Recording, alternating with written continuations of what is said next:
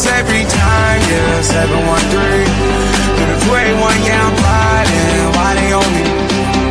Why they on me? I'm flying, sipping low key.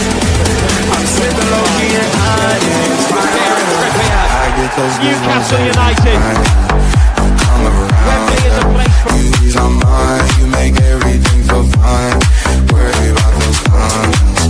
I'm way too numb, yeah. It's way too dumb, yeah. I get those goosebumps every time. I need the hype.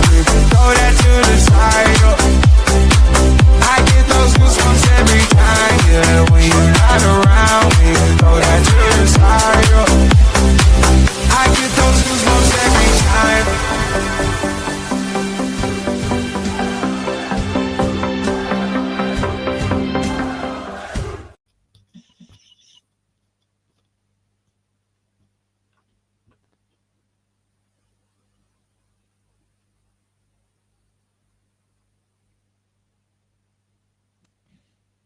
We're back. You there? Can you hear me? Yeah, I can hear you.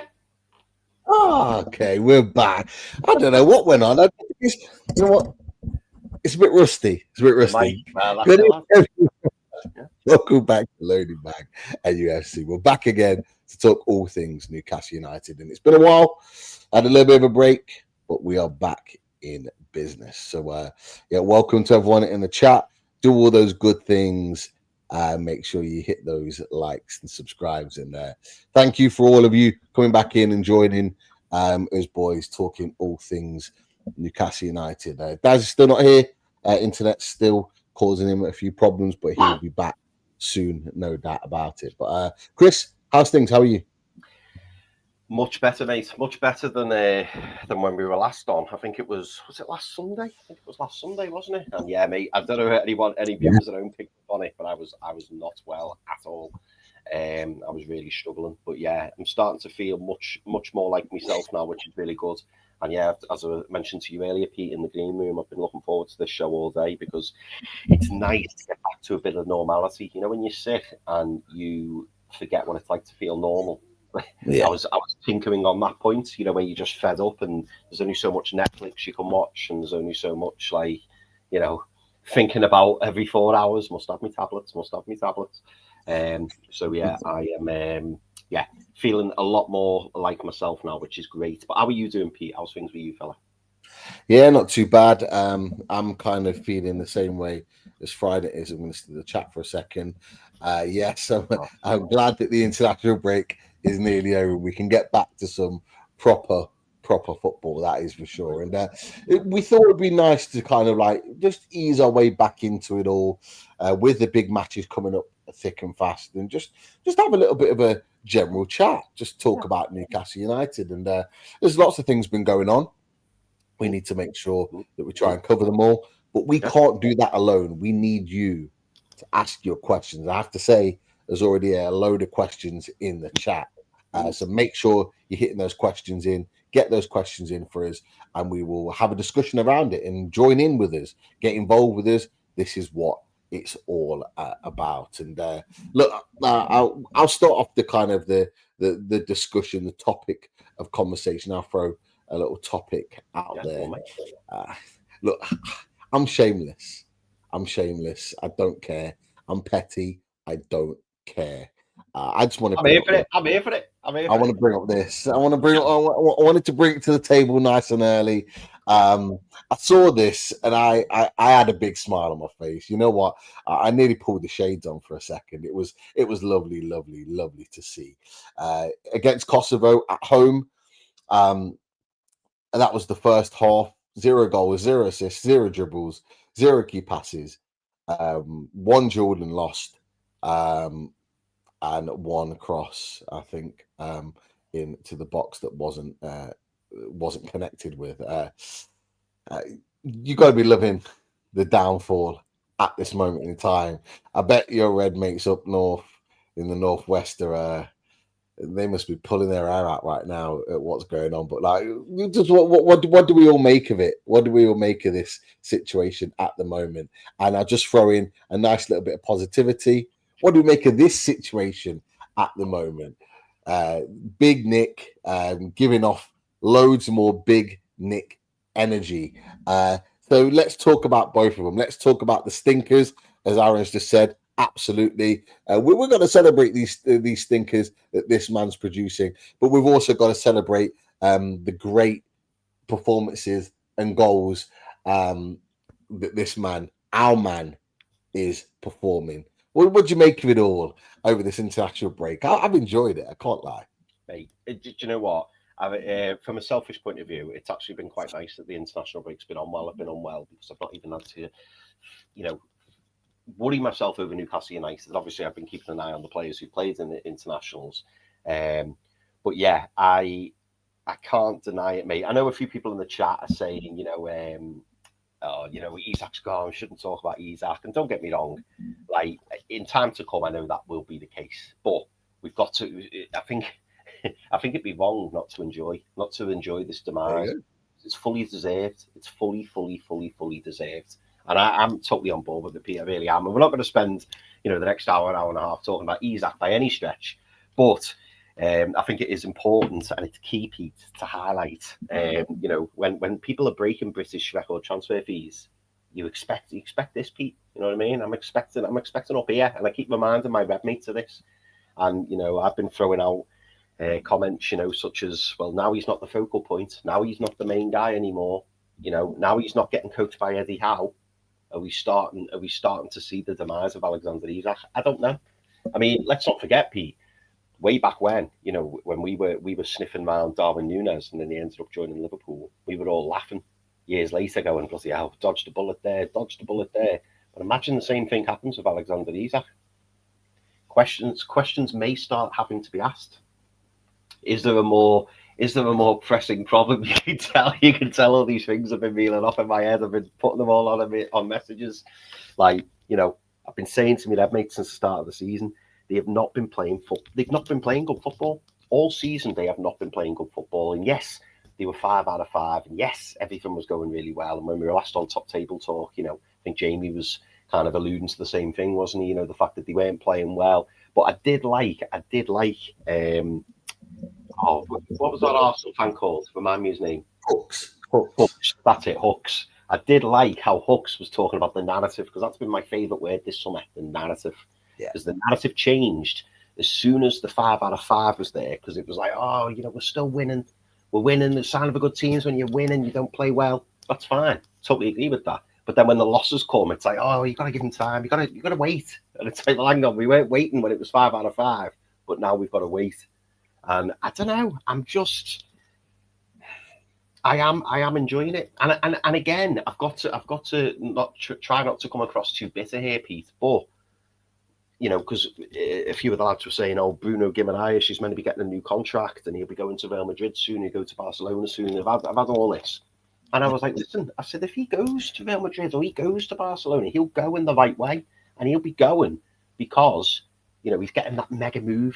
And I said, there'll be total respect. I said, we'll get a really good transfer fee for him and we'll all wish him well. I said, you watch the contrast. If Bruno Guimaraes leaves Newcastle United for a Barcelona or a Real Madrid or whoever it may be, if he leaves, I don't think he will, but if he does, I said, it's not going to be like Alexander Isak. I said, you don't all understand. He ruined our summer. He potentially put this season in jeopardy. And it was just the arrogance and the way that he refused to train, the way that he refused to play. So now I think we're entitled, if I'm honest, I think we're entitled to be enjoying the grass not being so green over in Merseyside, over at Anfield. I think we should enjoy it. And, it's not only Alexander Isak who's having a tough time at the moment, but I don't want to go down a rabbit hole, but Alexander Isak is one of many who are not impressing this season. And I think, it's early days. It's only 3 losses on the bounce, but, if a gap starts being created, a big gap between Liverpool and Arsenal, questions are surely got to be asked, Pete, because we're talking £500 million spend this season. And I'll be the first one to be asking those questions, and I know you won't be too far behind me, along with Dad as well, because with the way he left the club, with all this banging on around moving to this club to move to the next level and win everything, there should be questions being asked. And for me, there's not enough questions being asked. He's been protected by now, but at this point right now, but in the media, purely because he plays for Liverpool Football Club. It's the only reason he's being protected. But the longer this goes on, and boy, do I hope it goes on for longer, I expect the media to start asking big questions. The one thing I'll say is that it's so clear now how good Eddie Howe's system was for Alexander Isak. The system was made for him, and it's very clear that when the system isn't made for him, he can go missing very quickly. And let's not forget, people in the chat, you'll know this, he went missing in a number of games, particularly low block games, where he wasn't getting on the board, he wasn't involved in games. He might score, he might get on the end of something or score a penalty, but there was a number of games last season, and Davis touched on it, where he looked like he had down tools, or was it that the system wasn't fitting for him? Maybe a bit of both, but I would say it's probably more system than anything else, because you're seeing it now with Liverpool Football Club. But the player I want to talk about more than that is Nick Woltemade. Now, Nick Woltemade, as you quite rightly said, Chris, there's a number of players that have come in this summer that came in with big price tags, big expectations, and didn't fulfill. Now, the difference between them and Nick Woltemade is that Nick Woltemade came in for a lot of money, but nobody gave him a hope in hell. Everybody almost laughed at the fact that we bought him, talked about it as a panic buy, said he wasn't suited to Premier League football. And he has been the one that's proved everybody wrong in the early parts of his career. He's the one that's hit the ground running. He's the one that looks most settled to Premier League football, and I absolutely love it. For me, I'll be honest, it's maybe quite harsh. I don't really care about the fact that he's what happens on international football. Germany play a different style of football, but I was really pleased to see him score. Because all it does is just stick two fingers up to the media and people that are desperate to jump on him having a bad game or having a bad run. So it's great to see that he's scoring again for Germany. They don't play to his strengths. So a lot of the game he does kind of fleet in and out, which I expect, because they just don't play to his to his characteristics, to what he's good at. But what we're doing is doing exactly that. So Eddie Howe, it's very clear for me, he's brought in Nick Woltemade, and he has created a system, or is still creating a system. It's still in the works. He's creating a system that fits him perfectly, and I absolutely love it. I love the fact that he plays for Newcastle United. I love the fact that he can do the things that Isak can do. He can create. He can hold up the ball. He can link the play, left foot, right foot. He can make runs in and behind. He's not got that electric pace that Alexander Isak has, but what he does have, the things that he has that Isak doesn't, is he can be physical.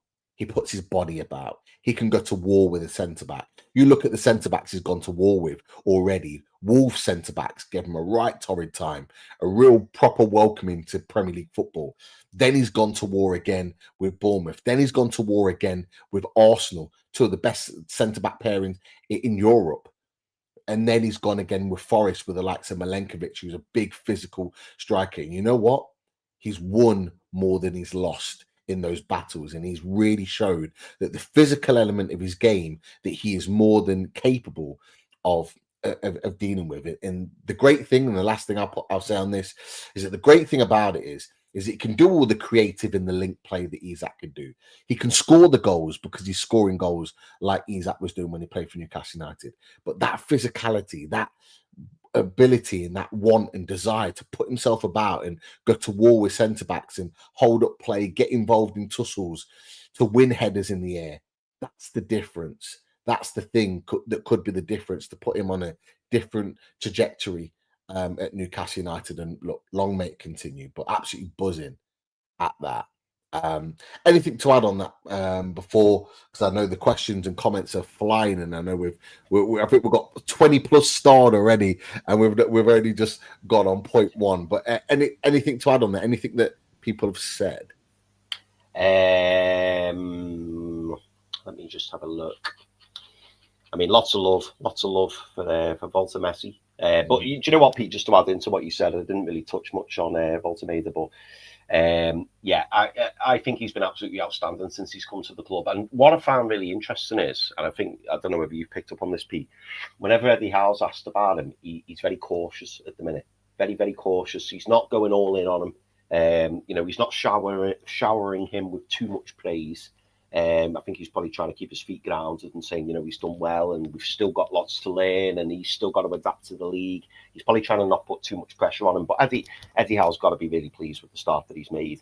And it's made a few pundits sit up and take notes as well, because when we first got him, there were shouts of, panic buy and there was nobody else out there and, comments and stuff like that. But he's such an unconventional striker, isn't he? And he's very much a flashback, I would say. A player that you may have seen 10, 15 years ago. You don't see many Nick Voltemadas out there at the moment. Like, he's quite unusual in that sense. And we as a fan base, I think, and I've seen the change in recent weeks when we've been watching him and in the reactions and people putting stuff in the chat. The fact that we're appreciating elements of his game that he brings. Like he's a completely different striker to Alexander Isak.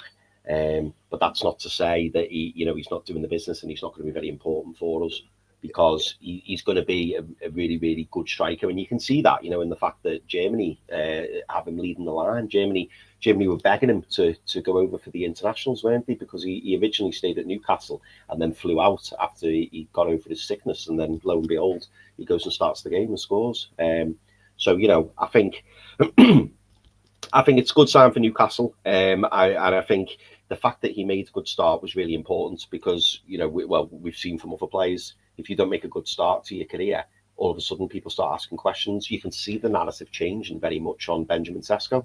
At the start, it was always horrific. He's terrible. He's this, he's that. And all of a sudden now people are going, actually, he's not bad. And do you know what? I think he's going to be better than Gokares. And, I think he's going to be a good striker for Man United. And that's all because he's putting in performances and he's kept his head down and he's trying to make sure that he starts getting the goals and assists, which is what it's all about. But I'm really excited about Nick Voltemada, and I think he's going to be huge for us. I really, really do. Not just in size, but in terms of what he brings to this team. Because once we do learn how to play with him, and give it 2, 3, 4, 5, 6 months, I think then he could become even more effective than what he's being at the moment. Yeah, I'd love a goal on Saturday. A goal on Saturday. Away at Brighton. We need to beat Brighton. I know we're going to cover it tomorrow in the away days match preview. So make sure you tune in for that one, starting at 6:30. With Adam's going to. I love that. But what's this? Isn't it a joy to have? Well, yeah, but there you go, Claire. Yes, it is. Happy striker. He's not just happy. He just feels. It just feels that he just. I can't even think of the words. He just feels at home. The way he talks about Newcastle United, the way he talks about how welcomed he's felt, it just feels like he's been around for a long time. The players, the way they talk about how he settled in, Eddie Howe, how he talks about it as well. It's great to see. It really, really is. And just being happy and giving everything to the cause. Is all that Eddie Howe asks for. The quality and the ability. Eddie Howe signs. If Eddie Howe signs you, your ability and your quality is not in question. It's whether you've got the minerals to be able to play for Newcastle United, whether you've got the minerals to give everything, intensity, work rate for every single minute of every single game. Are you able to? They're smashing in here, Pete. Yeah, and I think there's a couple more actually from Claire. She's on absolute fire. Is our mod tonight, but you spot on. Can't disagree in everything that you're saying right now. Absolutely, and I'll end on that. Long may it continue. That is for sure. But yeah, any other questions? Yeah. So while we're on internationals, I'll go to this one, Pete, and I did do a little bit of digging pre-show as well. While we're still on this international front, Tom Dixon asked a really good question, and he says, who do you think will make the England World Cup squad? And it's a great question, and do you know what, Pete? I just as the credits were going, I thought I'll have a little look at the odds. And do you know what? This is a market. I used to bet on this market quite a lot actually before the big tournaments, because especially around this time you get a little bit of a bargain, you know, in terms of prices. Because let's be honest, we're sitting here now in the middle of October, and the squad doesn't get announced. I don't believe, is it in June? I think May or June. Yeah, it's just after the season, isn't it? It's just after the season. Yeah, so you're taking a risk, and but there's some players there who are probably on the fringe or on the cusp, and you can get a little bit of value. Now, obviously, you know, you're taking a risk because the player could be injured, they could be out of form, they could get dropped. But there's certain players, particularly with international managers, where if they're fit, they'll go. Now, obviously, I'll read out a few of your favourites. They're not worth betting on. So, for example, Jordan Pickford, Declan Rice, Harry Kane, Jude Bellingham is on there, which I found quite surprising. Is it a favourite?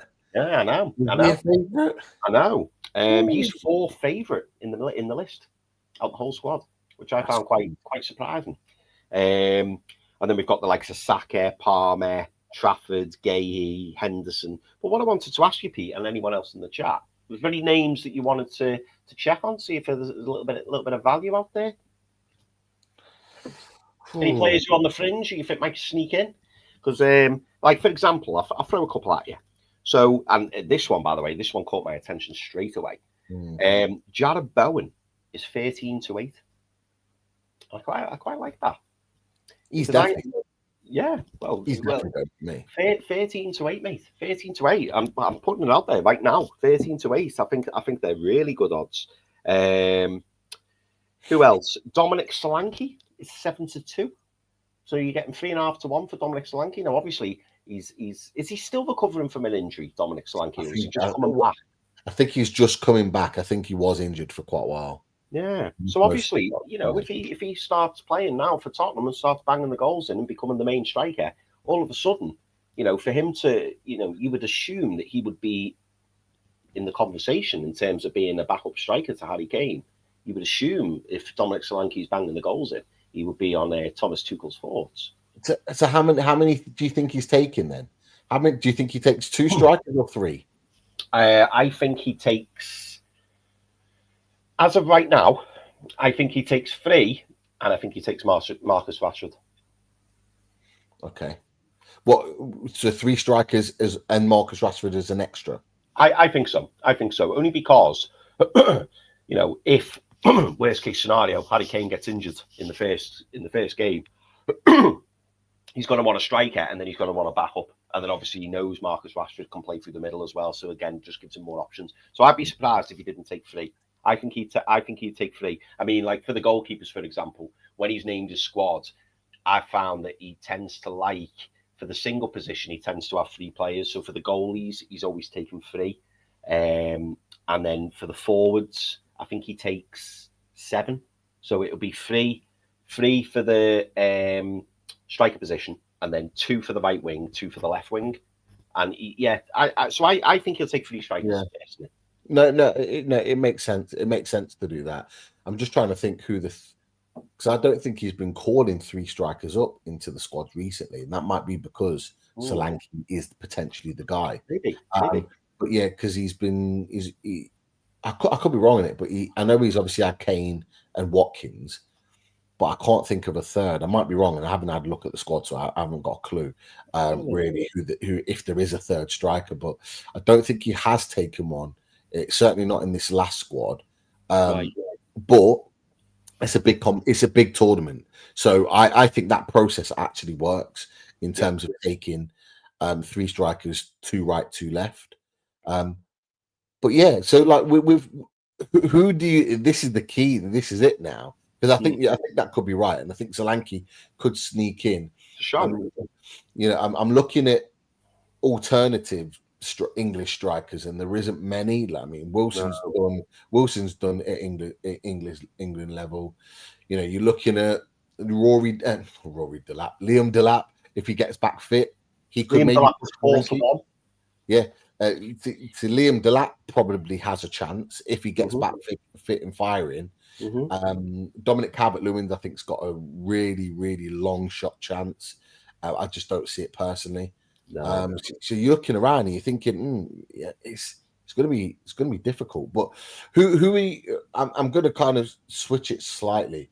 Who are your two left wingers to go to the World Cup? Now, obviously, we've got three to choose from because you've mentioned Rashford, obviously Gordon, who scored last night, and then you've got Jack Grealish, who didn't make the squad. Yeah. But Yeah. got Player of the Month Yeah. for Everton. So, who do you think goes out of those three, and what are the odds kind of telling us from what you're looking at? Yeah, interesting. So Jack Grealish is even money to go. So the bookies obviously quite fancy Jack Grealish to go. Anthony Gordon is 2-5. So he looks pretty nailed on. Where is Marcus Rashford? Marcus Rashford? Marcus Rashford. Oh, 4-7. So the favourite to go of those three is Anthony Gordon. Right. The second favourite is Marcus Rashford. And the third favourite is Jack Grealish. But Jack Grealish is still a low price as well. Still a low price. And I suppose, well, Jack Grealish, he's guaranteed to start left wing for Everton, isn't he? As long as he's fit, Jack Grealish should start left wing for Everton. Marcus Rashford could be in and out the Barca squad, depending on his conduct, depending on his form. We'll have players waiting in the wings. Anthony Gordon, I would say, if fit, is pretty much guaranteed to start for Newcastle, I would say, especially if he's in good form. He's got to score goals, though.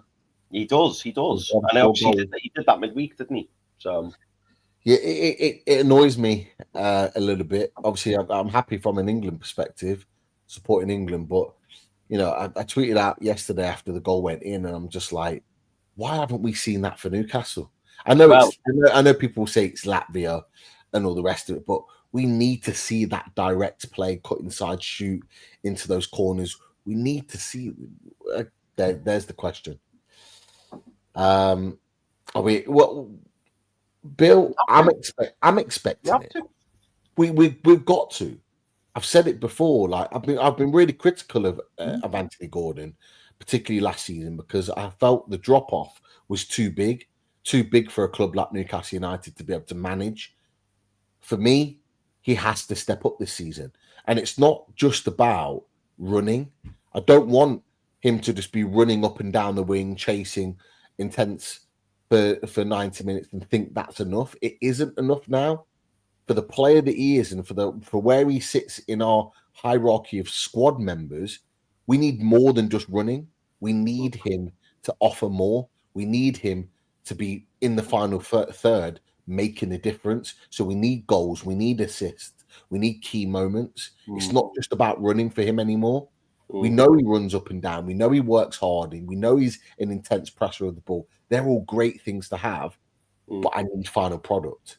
Yeah. And so we saw that for England yesterday, and he played really well. Probably could have scored another one or two, but now we need to see that at the Amex on Saturday against Brighton. We have to see that.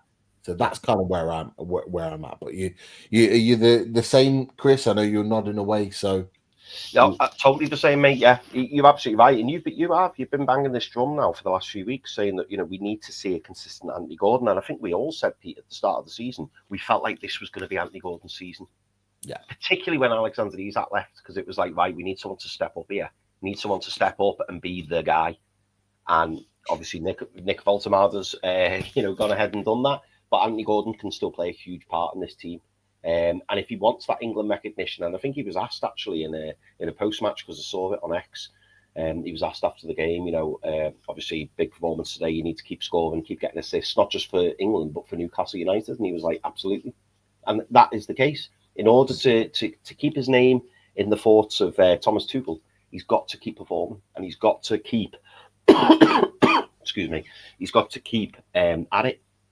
We really, Pete, for me, I hope and I want to see double figures in goals and assists for Anthony Gordon this season.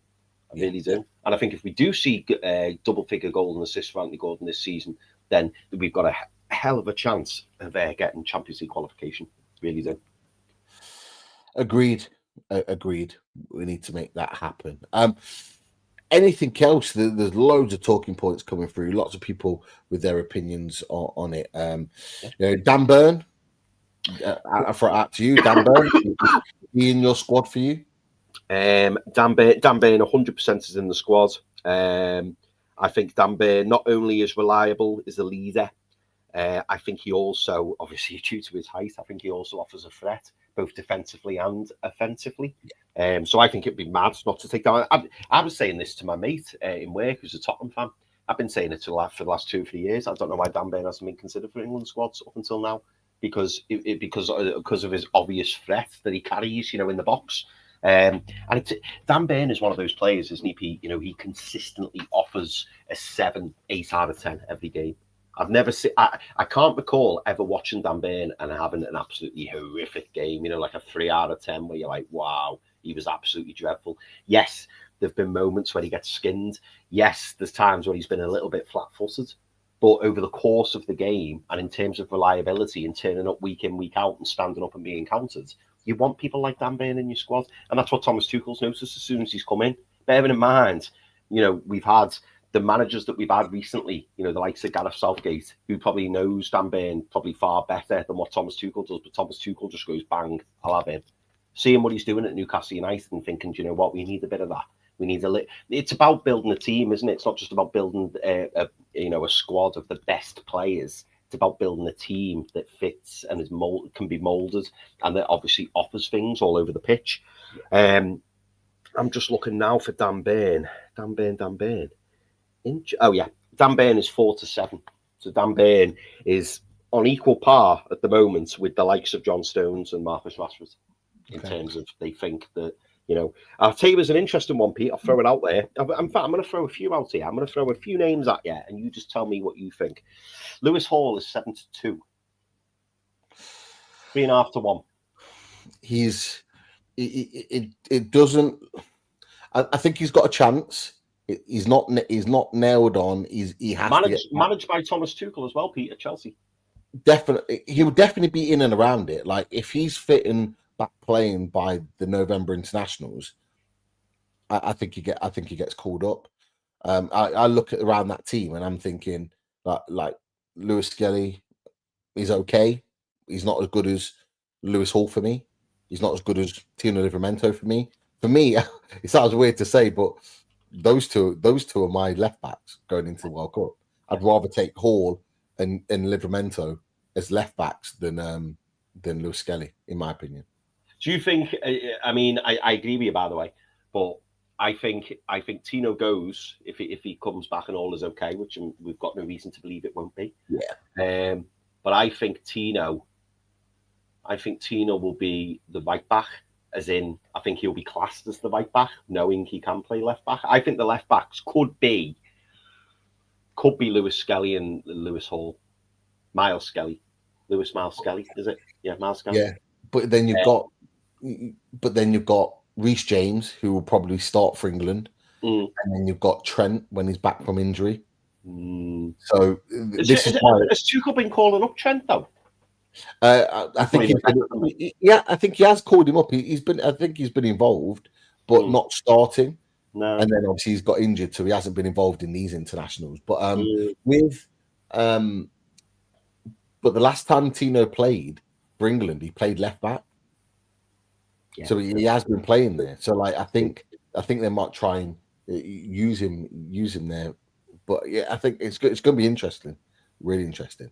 Another bigger price, probably a bit of an outsider, really. Well, in fact, there's two that I looked at and I thought, interesting. What are your thoughts on Levi Colwill at 8 to 1? Obviously, really bad injury, but I don't know when he's due back, but I'm assuming he's got an outside chance, perhaps. And then the other one, but again, I don't know the history with Tuchel. Lewis Dunk, 25 to 1.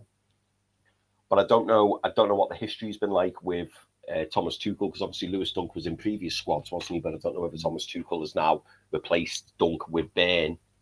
But I don't know. I'm not taking Dunk. Dunk's legs have fallen off. And to be fair, this might be a question we ask Adam tomorrow, actually. Yeah. I think Dunk's legs have fallen off. He doesn't look the same player. I would be taking him for England. Levi Colwill, I would be taking. I think a left-sided centre back who can play left back.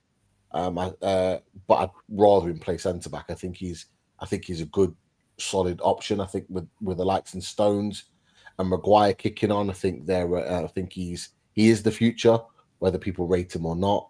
He'd probably be like an understudy to Mark Gay moving forward. I think he has a chance of being added in. What about you? Yeah, no, I agree with Dunk. I mean, as you know, Pete, I'm not a huge international fan, but I know in previous squads, I've noticed Dunk's not been called up, and the fact that Dan Burn's in, that would tell me that maybe Dan Burn has replaced Lewis Dunk. I would agree. But yeah, I think I would call up Levi Colwill because I think he's a really, really good player. And I think, on his day, I think he's fantastic. But it's just whether or not he'll be fit or not. But 8-1, if he comes back in for Chelsea, I don't know, say February, March time, we'd have to find out when he's due back and puts in performances. Surely Thomas Tuchel's looking at him and going, want him in and around the squad. Who would be sacrificed? I don't know. Because I'm thinking they've got Gay, they've got Stones, they've got Burn, they've got Konze. So who would be sacrificed out of those? I don't know. Because I think he would probably take 4 centre-backs. You would think, maybe 5. Probably 5, I would imagine. But yeah, so really, really, really interesting, mate. And there's obviously some really, really bizarre names on there, which I don't think I've got any chance, if I'm honest. But yeah, always a good market to have a look at, and there can be value out there. As I say, there can be, the odd player who is slightly overpriced. And for me, as I say, for anyone watching at home, I think the one to look out for is Jared Bowen at 13-8, because I think that's really good odds. Really, really good odds, because I fully expect Jared Bowen to go. Came on again, didn't he? The other night against Latvia. So I think, he's the main man at West Ham. So as long as he doesn't get injured, he should be on that plane, you'd think. Yeah, you would think so. I just want to put this on from Claire. The chats went funny, loads of comments loaded at once. So yeah, I think we can see it with the numbers. They're kind of like drifting, dropping, and then going right up, and then dropping again. So we know you're there, people. It's YouTube doing its thing. It will figure itself all out again. And to jump in with the other spanners with Jeannie, Esther, and Claire, we've got Sophie back on the mods. Great to have you back, Sophie. Sorry we've been away for so long, but we are back in business. There we go. That was from Dale. I've just took it off. Sorry. Don't worry. Don't worry. Whoever I bet on will probably get injured first week. Can we all put a bet on who should we put a bet on? Let's put a bet on Isak. Let's put a bet on Isak making the World Cup. That'd be nice. Do that. Let's do that. We'll probably lose, but there may be an injury in there. There's a question. That's if he qualifies, Pete. That's if he qualifies. I don't think they will. Yeah. Did you see Graham Potter shamelessly saying how much he loves Swedish football, and like he's dying to get into international management? It's like, fucking hell, mate. I bet he is. I bet he's desperate to get back in any management at this rate. I've got a question for you though. We're sticking on the Burn conversation. This one is from Mark. Thank you, Mark, for your question. Worried Eddie's loyalty to Burn could cost Botman his spot once the left backs are fit. Feels like he's trying to help Burn make the World Cup, but that risks losing a younger centre back with an uncertain contract. I know we've had this conversation before, but did you get that feeling with Dan Burn? Do you get that feeling that Eddie Howe's trying to almost kind of shoehorn him into the team, and that could potentially kick out Botman? Do you know what, Pete? I think Mark's brought up a really good point, and we did discuss it not on the last show. I think it was a previous show to that. And funnily enough, Mark, we were discussing. We were a little bit worried about Lewis Hall, being honest. We didn't actually think of the centre back position in terms of Botman, who obviously that's who he's referring to. It is a little bit of a concern. I'm not going to lie, because for me, particularly over these last few weeks, like the starting centre back pair has to be Malik Chow and Sven Botman. For me, there's in a back four, it has to be Malik Chow and Sven Botman. No questions asked. And rightly so. As much as I love Dan Burn, I think Dan Burn has been absolutely excellent. And I desperately, even though it doesn't bother me that much personally, but I know it'll probably mean the world to him, I desperately want him to be on that plane for the World Cup because I think he deserves it. And I think, it would be superb for Dan Burn. I'd be made up for him. I don't want it to be, selfishly, to the detriment of Newcastle United. I don't want to see Dan Burn long-term playing left-back. So either Eddie Howe plays with 5 at the back, which I don't necessarily think is the right thing to do, and he shoehorns Dan Burn in next to Sven Botman and Malik Chow, or he has to have a difficult conversation with Dan Burn and say, listen, we want you to stay around the club. We want you to stay here. We want to give you as many minutes as you can, as we can, but you are not the first choice centre-back. And that should be the conversation. That should be the conversation that happens, because we have to think of the future and we have to secure our future. And in a 25, 26-year-old Sven Botman, that is the future. That is absolutely the future. And I don't want to see Eddie Howe, dodging bullets, by putting Dan Burn left back and saying to Lewis Hall, we're just looking after you, we're managing you now. In a weird kind of way, Pete, I was actually quite encouraged, if that's the right word to use, when he mentioned that Lewis Hall was, struggling with an injury, because in my head then I was thinking, right, okay, so this is the club protecting Lewis Hall. This is, putting in a makeshift left back. That's fine. Absolutely brilliant. Until Lewis Hall gets himself right, until he's fully fit, that's great. But I don't want to still be having this conversation in March when Lewis Hall's sitting on the bench and he's still not getting his football, because Lewis Hall should be the starting left back for Newcastle United long term. What about you, Pete? Yeah, well, it's very simple for me. As much as I love Dan Burn and what he's done for the club since he signed for us, and in particular in this last year, he's been absolutely outstanding. Dan Burn's been one of the best centre backs, not just at the club but in the Premier League, on form. And this is no disrespect to Dan Burn as well, but we have to look ahead, and we have a top level centre back that when fit is better than Dan Burn. And I've said it to you boys before. I'm worried. In January, Sven Botman's got 18 months left on his contract. We have to get that deal signed, and he has to be playing football. He has to know, and I mean Sven Botman here, he has to know that he is the guy, that he's first choice. He has to be playing every week. Of course, he needs to play well, but he has been playing well. He can't just be shipped out the team because Dan Burn is Eddie Howe's guy. Dan Burn isn't as good as Sven Botman as a centre-back. That's just the reality. Sven Botman's skill set is far superior. And as long as he's fit, he has to be starting. It's as simple as that. So for me, Dan Burn eventually has to go on the bench. He'll start left back right now because we don't know what's happening with Hall. I imagine by Friday in the press conference we'll know a little bit more, because I'm sure the Geordies will, the Geordie journos and the other journalists will be asking the question about Lewis Hall. So until Lewis Hall's back, he'll be playing at left back, Dan Burn, I mean. But once Lewis Hall's up and running, we have to start playing Lewis Hall. Lewis Hall was probably our player of the season up until he got injured last year. That's how good Lewis Hall was playing. We need Lewis Hall to get back to that level. And the only way he's going to do it is, yes, by easing him in, but by playing him games. He needs to play matches. And we've got a ton of matches that he can be playing. But he's got to then be brave enough to go, okay, Dan, you're going to have to sit on the bench on this one and then come on and impact the game. Just like Thomas Tuchel did yesterday with Dan Burn. He came off the bench. He didn't start. Came off the bench, had 10 minutes or so at the end of the game. He might well have to do that, Eddie Howe. He might well have to bring Dan Burn on if we're backs against the wall, trying to hold on to a lead, bring him on as that extra physical centre-back, good in the air, to kind of see us through. That's fine. But Sven Botman starts. It's as simple as that. And we go on from there. But that's no slant on Dan Burn. He's been excellent. We want him around the squad. I've said it before. Dan Burn should be ending his career, his football career at Newcastle United. But that doesn't necessarily mean he has to play every week. He can still be a squad player and still offer a lot to this team and to this club.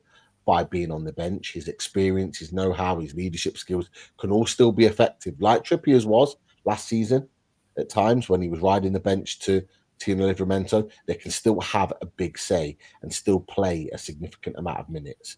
I just hope that Eddie Howe makes that step and he does it. But as you said, right at the top of it, Chris, Eddie Howe doesn't have that decision to make right now because Tino Livramento's out and Lewis Hall is currently injured with a hamstring problem. So Dan Burn will start left back and we'll keep running that back until that situation changes. But that's how I see it. I think we're on the singing from the same hymn sheet, Chris, on that one. So and I think from what I can see in the chat, everyone else is on that one as well. Yeah, totally. Got to give a shout out to Anne Tunami. Anne's been a member for 32 months. Thank you so much, Anne. Anne comes out with a bold statement here, and I can kind of see where she's coming from with it. We are going to move on from international shortly, but I needed to put this up because Anne raises a good point, because obviously we've seen in the latest England squad that Bellingham and Foden were not included. Do you see that being a long-term thing, Pete, or do you think it is purely down to form? Yeah, you know what's really been interesting about this, Chris, and that's when you read out the Bellingham betting odds, I was a bit like, oh, they're putting quite high. And the reason being is because from the noises from the journos that report on England, it seems like even from now, like it seems like Bellingham's not going. It seems like that when Palmer's fit, he's in. Foden might still have a chance, but there seems to be some sort of fallout that's happened over the summer. Something's happened in the squad, I think, just after the season finished, that's caused. I think Bellingham, I don't know the details, but Bellingham, I think, has said something, and I think it's annoyed Thomas Tuchel. And didn't Thomas Tuchel came out, didn't he, and said something like, "My mum didn't like the way Bellingham played or acted in the game," and he made that public, and everyone was a bit like, "Why did you do that?" So whether that's irritated Bellingham, I don't know. But Pete, really good point from yourself. You know, I've heard rumours in the past couple of weeks, as I'm sure you have as well, that all is not well at Real Madrid with Bellingham. You know, Xabi Alonso is contemplating, you know, perhaps moving him on in the summer. And that maybe he wants to cash in on him. Because, I mean, I don't know how true that is, but is there something going on with Jude Bellingham? Possibly. There was a lot of talk. Remember in the Euros, he obviously played really well and was one of England's like kind of most influential players. But there was a lot of talk about like ego and how he kind of behaves and acts. And sometimes the media can create that narrative. They do it with lots of players. Like they did it years ago with Cristiano Ronaldo. They've done it with other players since, where like players are supposedly have this type of ego. But then you listen to the players that have played with these players, and they say the complete opposite. And that's what the players have come out and said that recently about Jude Bellingham, that like there's no ego there. He's just a great lad that wants to do the best, that wants to work hard. But then you hear what's happening with Thomas Tuchel, and then you hear what's happening with Xabi Alonso, and you're thinking, really? Something's not adding up. Something's not right there. Like it's Richard Grants has put a question in there, and I'm just a bit like, oh, should we be having this conversation? Would you take him as a summer signing at the Toon? I mean, I put up with him. Mate, if we signed Jude Bellingham, oh God, like that would be monumental. That would be absolutely monumental. But no, I don't see that happening, particularly because of his wages. I think we're still a little bit too soon for that. Even though we will touch on this. No one's put it in the chat yet, but I'm going to touch on it in terms of Bruno Guimaraes. But yeah, no, I think that's a pipe dream. But could I see him leaving Real Madrid? Possibly. You know, it wouldn't surprise me if he went to, say, a Chelsea or a Man City or someone like that. I don't think he'd go to Liverpool. I know Liverpool fans would love that. But I don't think he'd go to Liverpool. He's a Liverpool fan, though, isn't he? He is. His family support Liverpool, and he did have talks with them allegedly, and Man United, by the way. But I don't know. But you know, if the money's right, and if Real Madrid want to cash in, who knows? And I tell you what, Pete, it does beg the question, doesn't it? Because if Jude Bellingham leaves Real Madrid, they might need a new central midfielder. Nah, man. Pete, I don't want to go there. I really don't want to go there. But yeah, I'll tell you what. Let's go on it because we were talking about it. So we've heard rumours, haven't we? That I read the rumours on X that apparently the Brazilian newspapers are all saying that Bruno Guimaraes is about to sign a 250 grand a week contract at Newcastle United and become, the top earner at the club, and rightly so. But they're talking about release clauses. They're talking about. But the thing that I found really surprising about all of this is obviously we've spoken in recent times, haven't we, about getting Sandro Tonali tied down, getting Sven Botman tied down, getting Tino Livramento tied down, and Bruno didn't sign a contract all that long ago, did he? And it just made me wonder. Do you think there's truth in this new contract, and do you think that Newcastle are maybe looking at the Alexander Isak scenario or saga and thinking, don't want this again? I have no doubt that Bruno Guimaraes would act in the same way as Alexander Isak. I know he wouldn't, but are the club looking to secure it, or are they literally thinking, right, let's get a release clause in there so there's no drama? That's the price. If you want him, that's how much you're paying.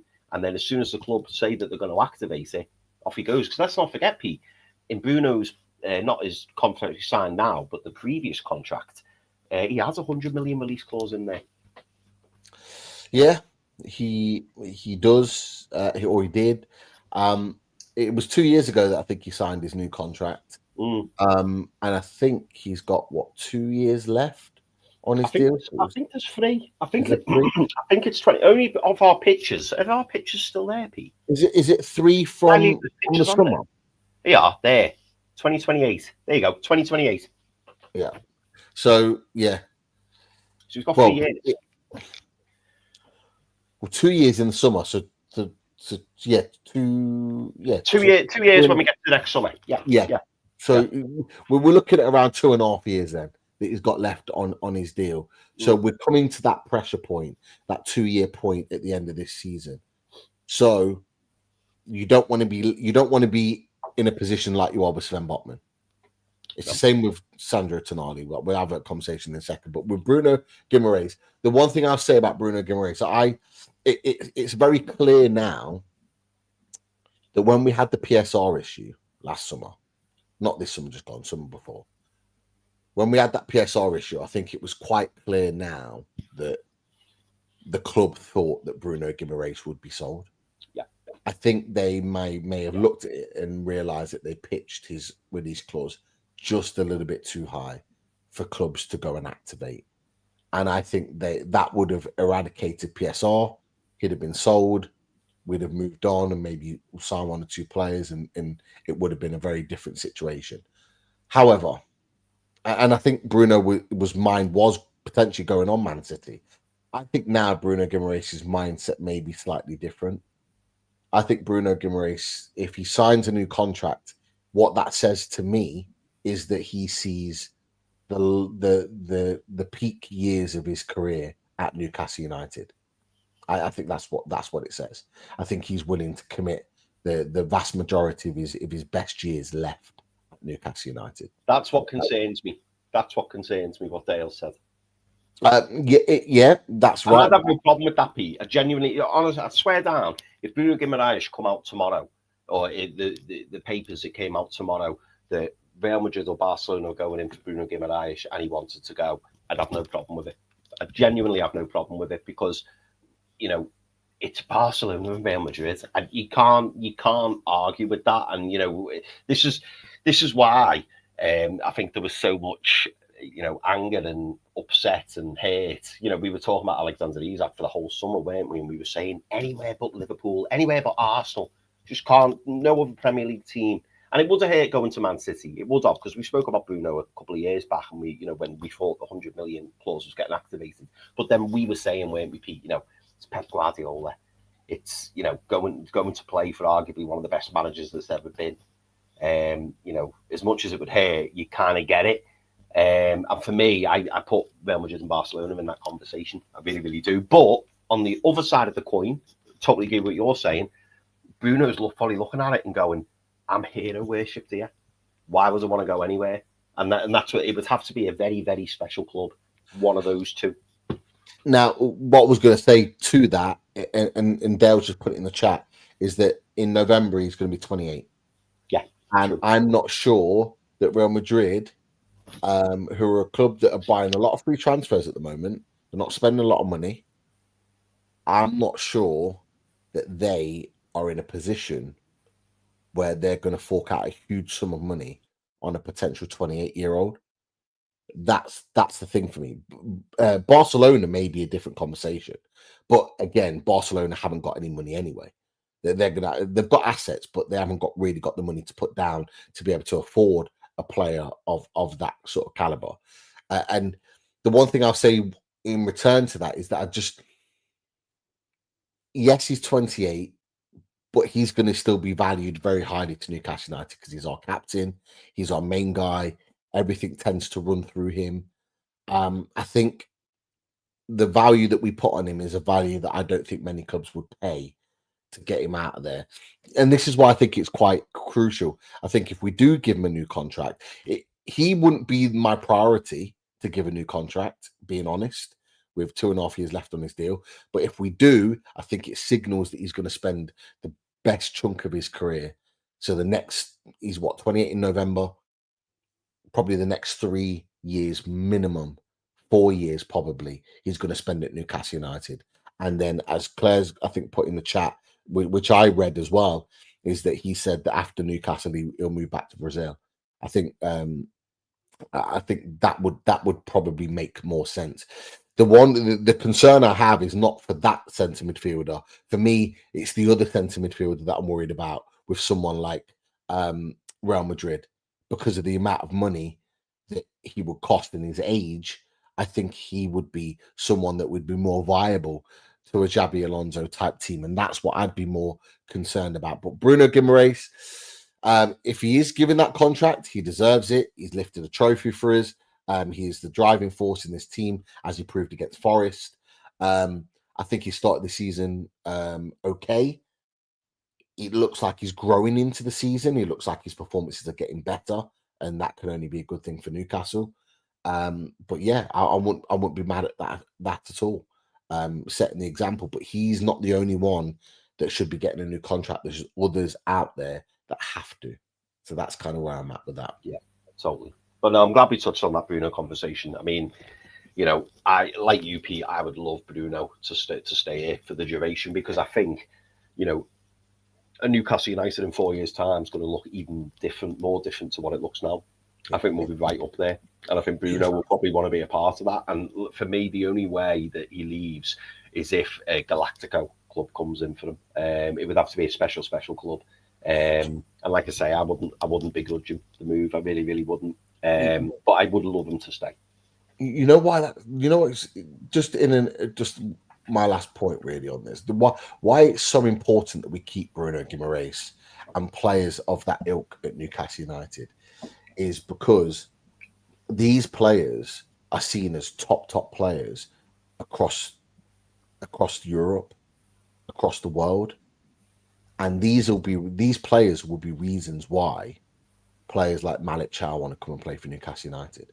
He'll want to come and play for Malik Chow signed for Newcastle United, obviously because we're in the Champions League, obviously because we're a club going in the right direction, but because he's got players that he knows, like Sven Botman, like Sandro Tonali, like Bruno Guimaraes playing for Newcastle United. Then we've gone and added Nick Woltemade. And Nick Woltemade would have signed knowing we've just signed Malik Chow, his German international teammate. On top of that, we've got the likes of Sandro, we've got the likes of Bruno Guimaraes, we've got top players that are playing for this club. We need to keep players for that reason too. Yeah. We can't just go, oh, everyone's got a shelf life. Can't keep churning. Because there'll come a time, and we've said it with Brighton, we've said it with Forest, we've said it with other clubs. There'll come a time where we'll invest in a player and it might not come off. We've been lucky. I say lucky. We've been bloody good with our business that pretty much every player that we've signed has been successful. But we can't guarantee that we're just going to go and pluck another Bruno Guimaraes out there if we go and sell him on. It's the same with Sandro Tonali. We need to keep these top players at the club and buy other top players to go around it. Yeah. So keeping Bruno Guimaraes on a contract for 4 years is crucial. And it'll be crucial if he signs, because then Sven Botman might sign. Oh, if Bruno's committed, I'm going to commit. We know we're keeping our top players. Especially the captain, as you say, Pete. Especially the captain. Absolutely. So that's another factor as well. Yeah. No, I think it's a really fair point. There was an offer from an unnamed Spanish club offered 200 million for Bruno a couple of years ago. I was told this by box owner who spoke to Bruno people. I think there'll be a lot of interest in Bruno Guimaraes, and I think as well the performances he's putting in for Brazil. Every time I see Brazilian highlights, it's always look at this Bruno assist, look at this Bruno goal, and Bruno's becoming a really important player now for Brazil. And the fact he's being managed by Carlo Ancelotti, who's clearly seen it in Bruno. Bruno now, when we first had Bruno, there was, we used to say, didn't we, throw it in there, be like, oh, he's better than Casemiro, he's better than Fred, he's better than, these players who were stalwarts in that Brazilian midfield. But now Bruno Guimaraes is one of, if not the main guy in the midfield for Brazil. He plays, every game. And like you say, it's important that we keep hold of players like that. Really, really is.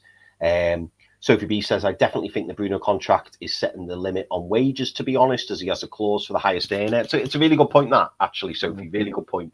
And you could argue that's maybe why they're doing Bruno first, because he's the captain, he's the top wage earner, and then everyone else will follow suit, underneath him, if you like. So yeah, that could well be the case. So yeah, you've got to be so with him. If we signed, it is a good point, Clex. If we signed, say, Sandro Tonali on 250 grand a year, Bruno would automatically go up to that, but he'd keep his 2 years left on his deal. Whereas if you give him a new contract and give him it for an extended period of time, so you give him a new contract and it's to 2030, for example, from 2028. You've extended the amount of years of his contract, but you've also given him a wage rise.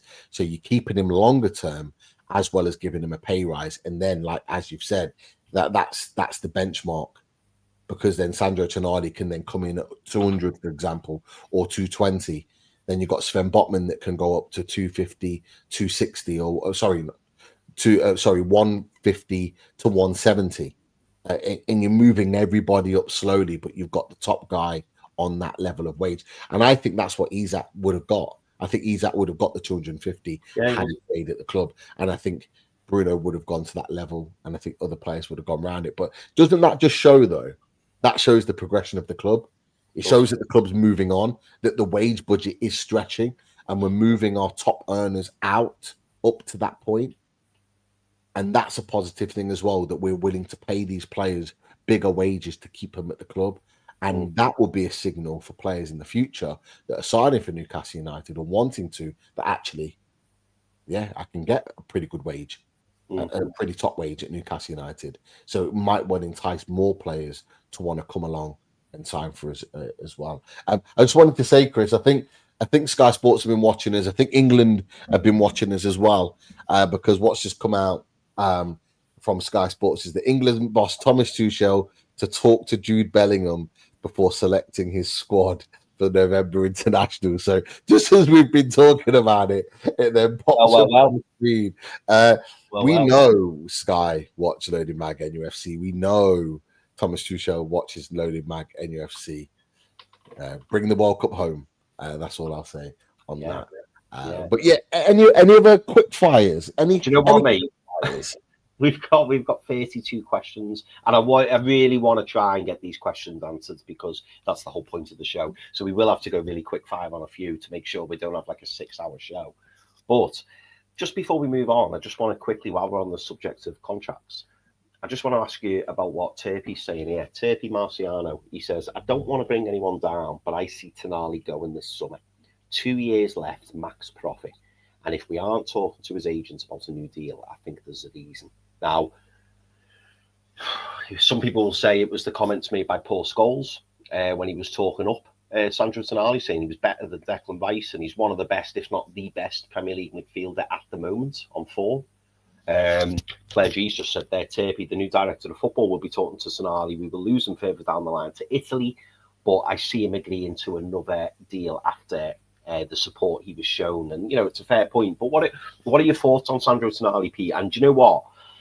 I think this is a really good topic to talk about at the moment because, you know, we said it on Loaded, didn't we? That, you know, Sandro Tonali's been absolutely wowing us this season, as he has done really last season. You know, he's been absolutely superb, hasn't he? But he very much now, I don't know about you people, he does to me, he very much now feels like the jewel in the crown. Now, obviously, Alexander Isak, you know, we were talking him up as the best striker in Europe. He was the main guy. He was the one we didn't want to sell. And to me, now that feels like Sandro Tonali. But what I want to ask you is, you know, how important is it that we keep Sandro Tonali? I'm assuming you've got this, you know, this bulletproof vest on now, Pete. You know, you mentioned it, I think, a few weeks ago when you were saying, you know, you're not going to get wedded to players anymore, and, you know, you're going to kind of prepare yourself for players leaving. But how important is this Sandro Tonali deal? And the other part of my question was going to be, if you don't hear anything between, say, now and March, are you worried that Sandro Tonali could be going in the summer? If we don't hear anything by March, yeah, I'll be worried that's the case. Absolutely. That deal needs to get done ASAP. It genuinely does. He is the best performing player in this team. He's the player that makes this team tick. He is crucial to Newcastle United in the way we play. He has made himself that way coming back from his ban. I feel like he will sign a new contract, and I feel it sounds maybe harsh me saying that. I feel like he owes us that. With the way the club, and it's been mentioned in the chat, the way the club supported him, and the way the club and the fans and the community, the city, rallied around Sandro Tonali when we didn't have to in his early moments. No. Could have gone the other way, Yeah. but we're not like that. I think, and I don't know if you remember, Chris, when you and Daz were on when this was happening. The one thing when it was all breaking news, the one thing I said is that I back him, I support him, I want him to get the help he needs, but I did say when he's back playing and performing how I knew he would perform for us, you want another year out of him. Yeah, he needs to give us that year back. And for me, even if it's a year extension, so it takes him to 2029, or I imagine it'd be longer than that. So a year or two's extension on his current contract. I think he owes us that. And look, he'll be paid handsomely for it. He'll be one of the highest earning players at the club, if not equal to Bruno. Very close to it. So he'll get significantly paid for that. I think he owes us that additional year. And I think he'll know that deep down. Now, one of the comments, funny enough, we would talk about this, and I grabbed this just in case before the show. I believe these comments are true. If they're not, I apologize. But I saw this and I thought this was quite interesting. It's from Sandro Tonali, apparently, that he said, "This is my home now. We are happy because we've found lovely people and a lovely city. It makes everything much easier." And that doesn't tell me if those comments are true, and I apologize if they're not, but I believe that they are. If he's making comments like that now, that doesn't strike me as a player that's looking to leave. Now, we have been burnt with that before with Alexander Isak, but I believe that Sandro Tonali is a better professional. He has better morals and more respect for Newcastle United than Alexander Isak. So I believe that those comments actually mean something. So for me, I think okay, it is true if that's what it's saying. But yeah, I think that. Oh yeah, the video from the club. I haven't watched that yet, so I apologize. But yeah, I think that's a player that wants to stay at Newcastle United. I think he wants to give us another bit of time. The one thing I'll add to that, he is going to go back to Italy. He is going to go and play and captain AC Milan at some point in his career. He won't stay for Newcastle United forever. And that's something quite early on that I got my head around. He isn't going to be long-term at Newcastle United.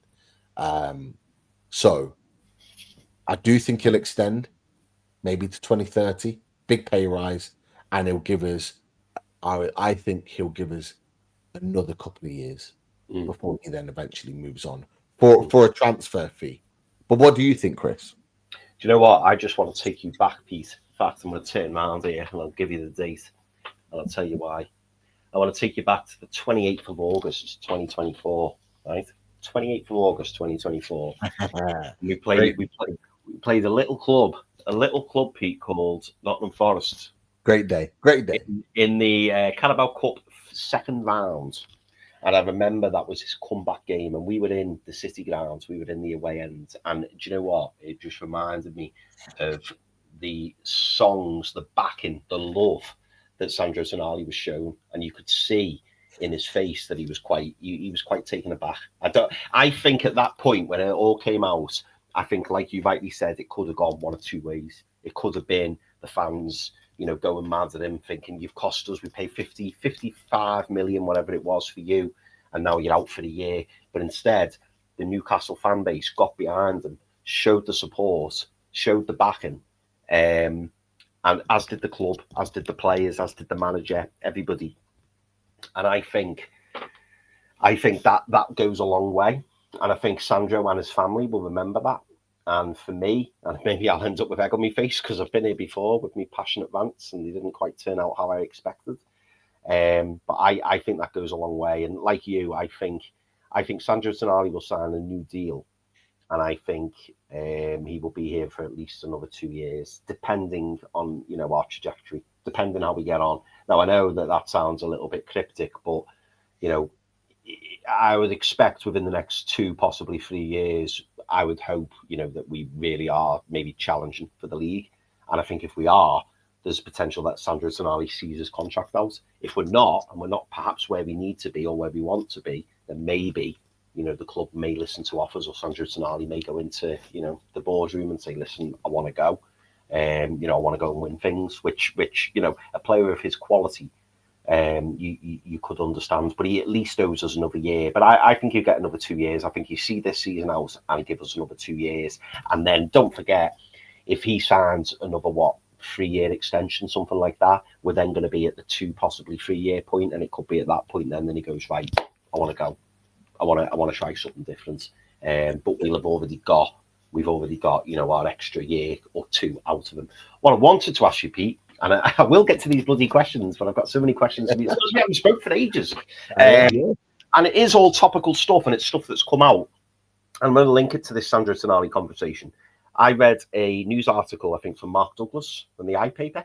Yeah. And within that iPaper, Mark Douglas said that Anthony Gordon's contract had a release clause in it. So I wanted to ask you what you thought Anthony Gordon's potential value of that release clause may be, if it is indeed there. But also I wanted to ask, while we're on the Sandro Tonali subject, if Sandro Tonali was to sign a new contract in the coming months, let's assume that there's going to be a release clause in there, for argument's sake.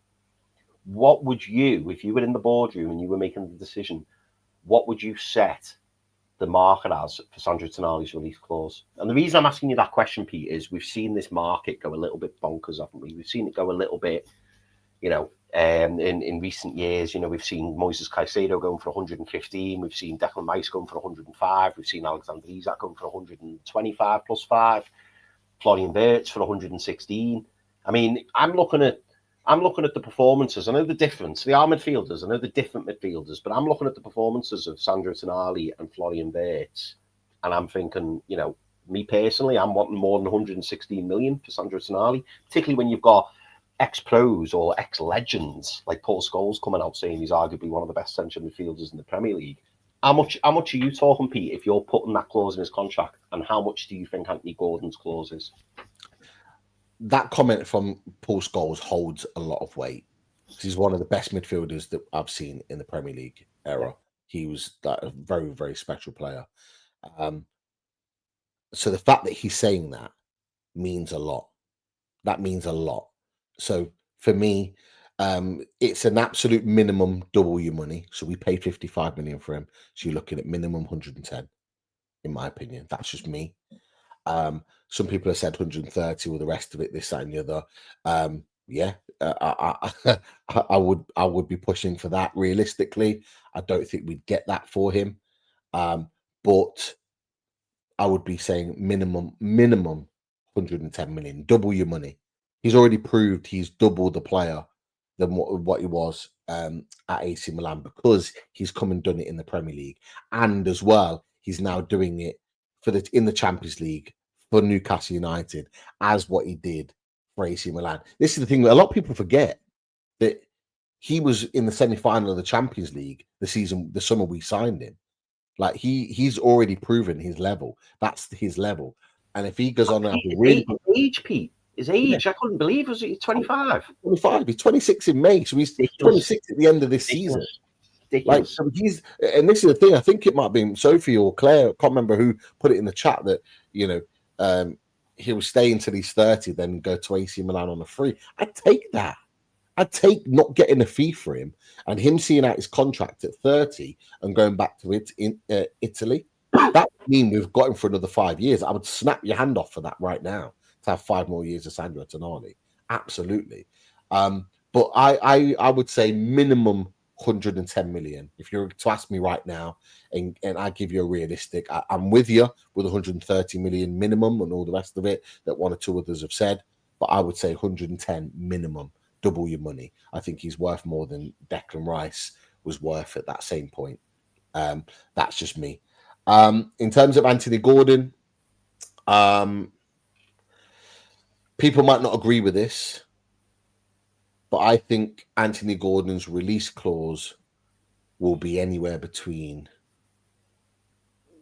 75 and 80 million. I think it's roughly double your money, like you said, Pete. Yeah. I think we've paid 45 for him in the end. Yeah. But 80 feels like a good spot to me. It was initial 40 million, wasn't it? And it was 5 based on performance-related add-ons or whatever it was, which he may well have achieved by now. Maybe a trophy, so, possibly, or and England recognition as well. I imagine probably would have been in there because he hadn't made an international cap, has he? For England? Not for the first team. For the first team. But yeah, so I would say between 75 and 80, and I would actually be saying it'd probably be more 75. And the reason why I say that, maybe it's 80, but his lack of goals and assists, I think, are a reason why I don't think I could command anything more than that from him. If he'd have put 2 seasons in a row of those 10 goals, 11 goals, 10 assists or whatever it was that he got in his first full season, I think we could be asking for 85 million up to 90. And I think that's probably what Newcastle were asking after the summer that he had in that first full season. But I don't think we could command that type of fee now because he's not putting up the numbers that would command that type of fee. So I think anywhere between 75 and 80, I think would be a fair fee. You know, if we got that, I don't think that's a bad deal. I genuinely wouldn't think that was a bad deal. As I've said to you, I'm not wedded to these players anymore. I like Anthony Gordon. I think he has a lot of good qualities, but I'm not against him being sold. I'm really not. So if he ends up getting sold next summer and he goes off to a Liverpool or somewhere else, I'm not against it. I look around and I see a lot of left wingers that we could sign that could come in and instantly do what Anthony Gordon does.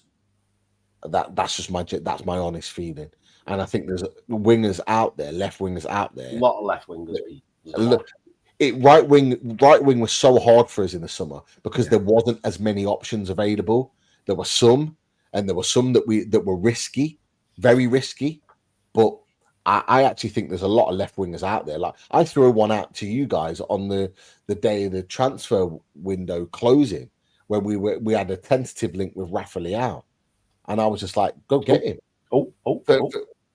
He's one that I would just go, you know what? Let's go get Rafa Leao. Like you could get 75, 80 million for him. But Seb, you know, when me and Seb had talked about this before, in our chat, so he knows the score. In fact, you know what? I think we might have even talked about it yesterday. Actually, he knows the score. We could get a Rafa Leao. Rafa Leao could come to Newcastle United. If we could get Sandro to come to Newcastle United, we've got Malik Chow to Newcastle United. 2 players that he knows very well. We could absolutely attract a Rafa Leao to Newcastle United. And I don't think the fee would be as high as you think it might be, especially another year on. But I think Rafa Leao could come in instantly and do just as good a job as Anthony Gordon. And I think he's more of a goal threat, personally. Yeah, he is. I think he's more of a goal threat. He is. He might not do. You won't get the defensive. And this is the thing. Like what Conrad put in. Conrad just put this in, and right here. Rafa Leao is known as being very lazy. This is the thing that I keep saying to you boys and lads and lasses in the chat all the time. What do we want from our Newcastle United players? Do we want players that are just going to run? And we go, yeah, he runs for us. He runs for us and gives everything, but isn't producing the goods? Or do you want a guy that might not do all that back running, but when he gets the ball in those attacking areas, he makes things happen? What do we want? We can see that with Harvey Barnes, don't we? And it's only when you don't get the returns from Harvey Barnes. You said it, Pete, when we were at St James's Park in that West Ham game when we won 3-2. We saw it. 4-3. Sorry, 4. Was it 4-3? 4-3. Yeah, it was. Which one was that? The West Ham when one? we were. Yeah, it was 4-3, wasn't it? 4-3. Yeah, 4-3. And as soon as Harvey Barnes came on, scored 2 goals. Obviously, his winner was absolutely spectacular. And you were saying as we were celebrating, that's what 38 million buys you.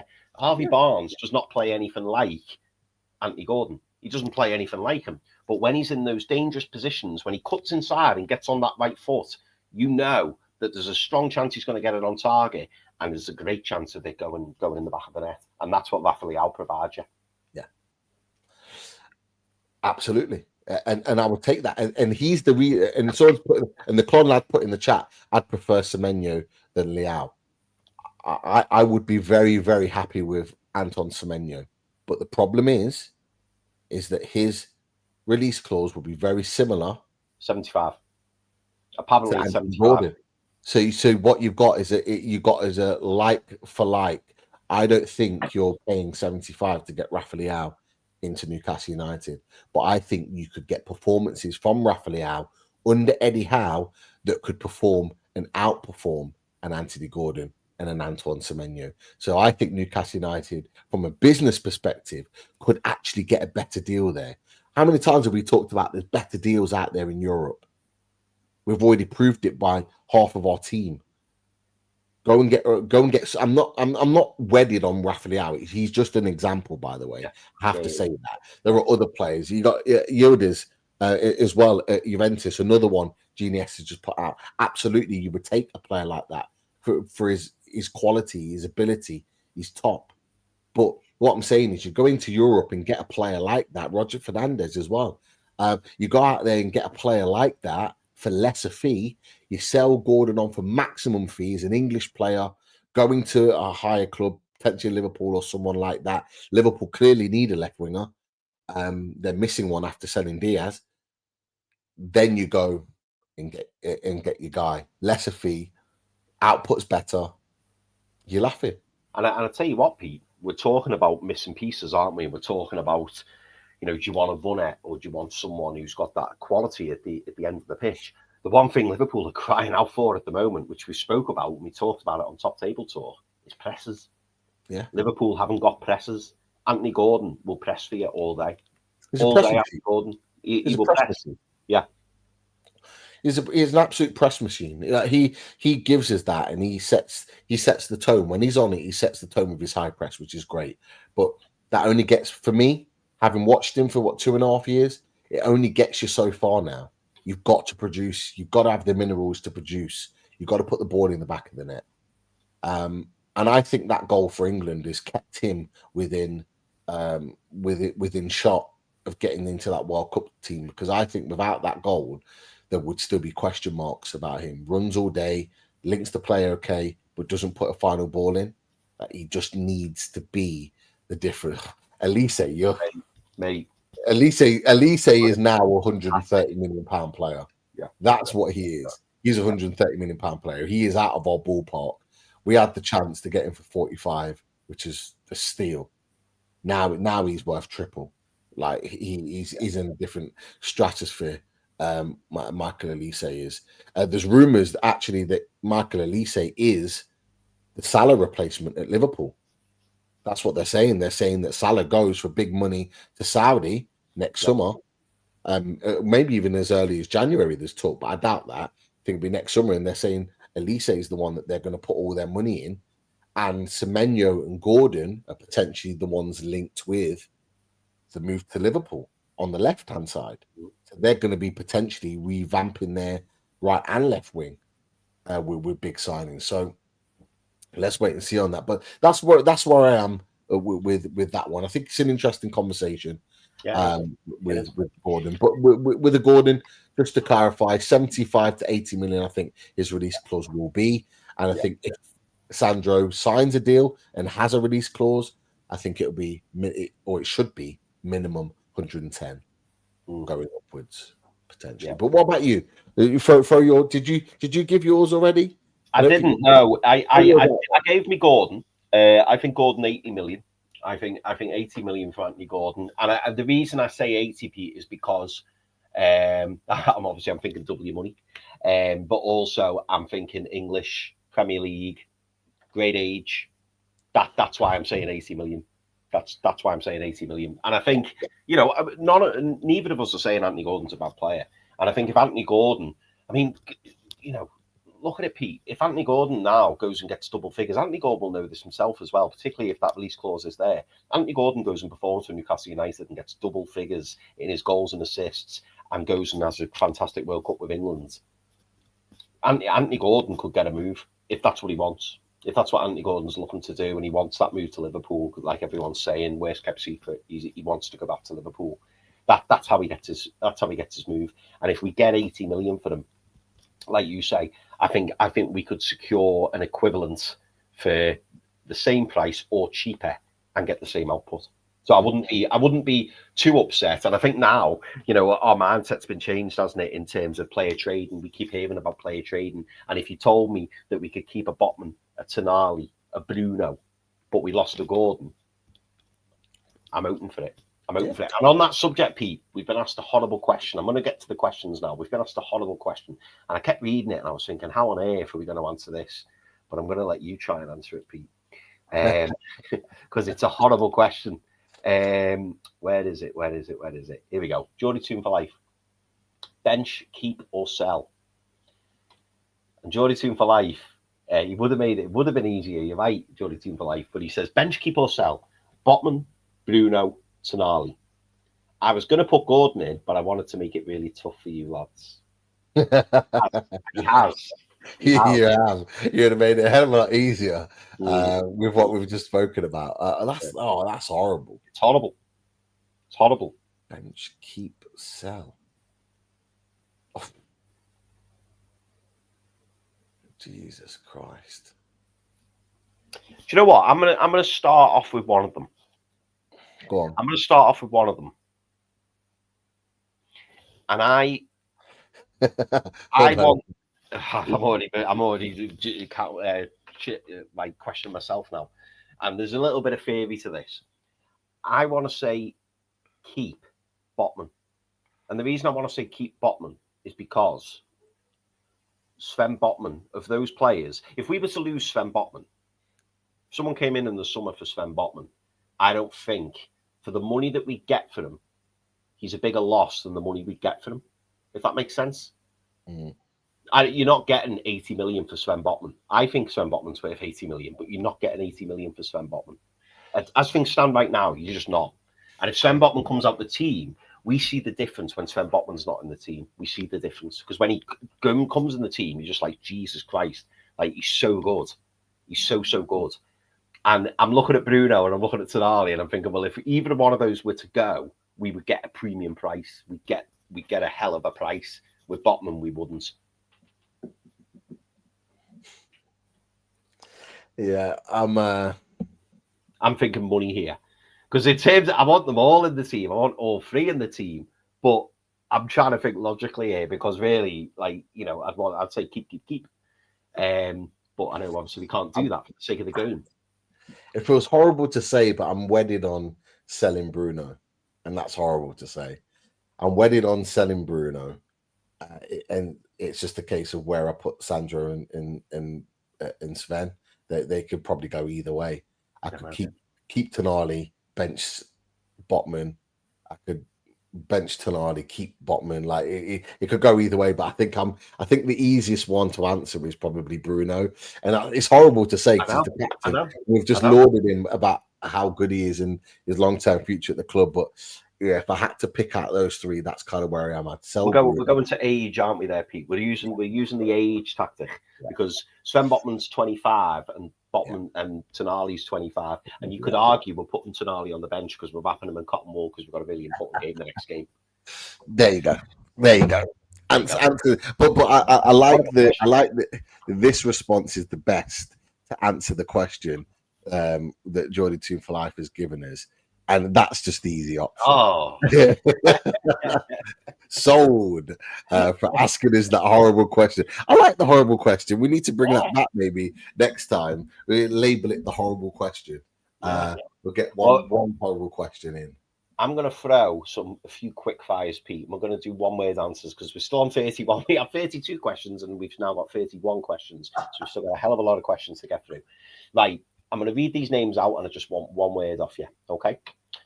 Best summer signing striker: Voltemade, Pedro, Ekitike, Gyökeres, Delap, Isak, Sesko.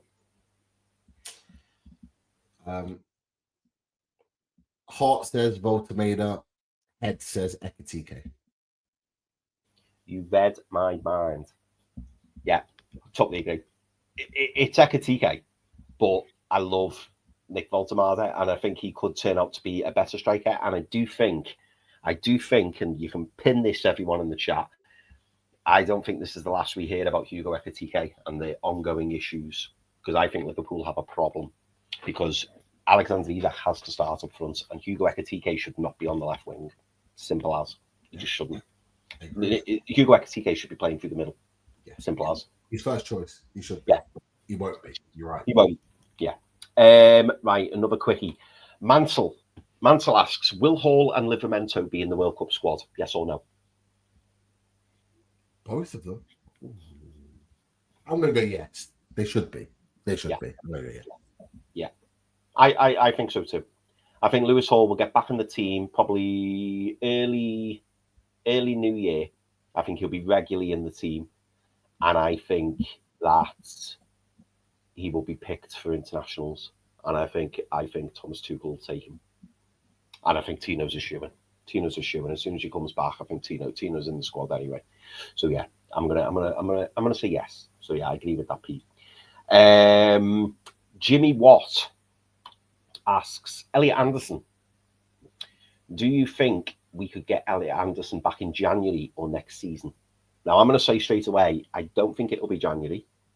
There's a possibility of next summer, but part of me says I think it might be the following season. But I do think we'll get Elliot Anderson back.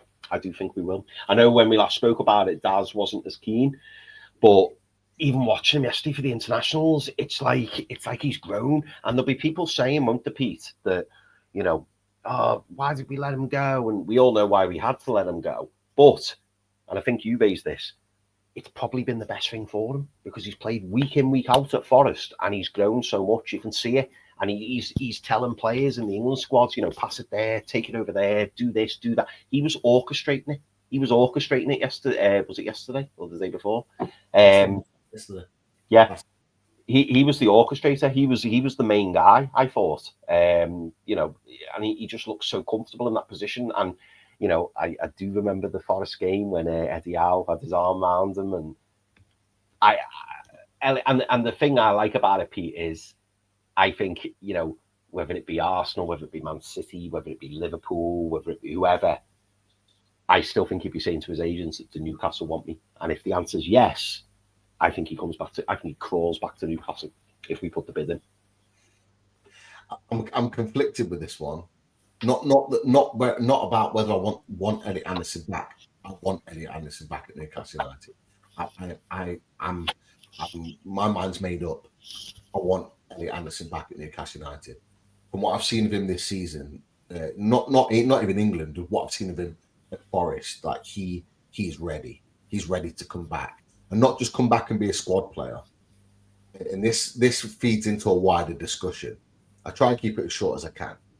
Elliot Anderson, I think, is ready now to take Joe Linton's mantle in this midfield. Hey, this is why I asked you and Daz the question. Yeah. When you saw Elliot Anderson butt heads with Joe Linton, it felt to me like he was almost going, "I want your place. Yeah. I can be you. I want your place now." I'm not suggesting he's the same kind of player, but just in terms of stature, he was just like, "I'm here. I'm ready to battle with you." And I think he knows that's his position. We don't need the same type of player though, Chris. This is the key. No. We don't need another Joe Linton. He's got the physicality to put himself about like Joe Linton, but what we need is a ball player. We need a player that's comfortable on the ball, comfortable in possession, can make key passes and chip in with goals. And Elliot Anderson has all of those qualities, and his age is a huge factor in there as well. For me, I think he is a player that can come in and take over that mantle. And add to this midfield significantly. I think he's ready, and I hope that what we saw after the Forest game is an indication. I hope that Eddie Howe planting the seed.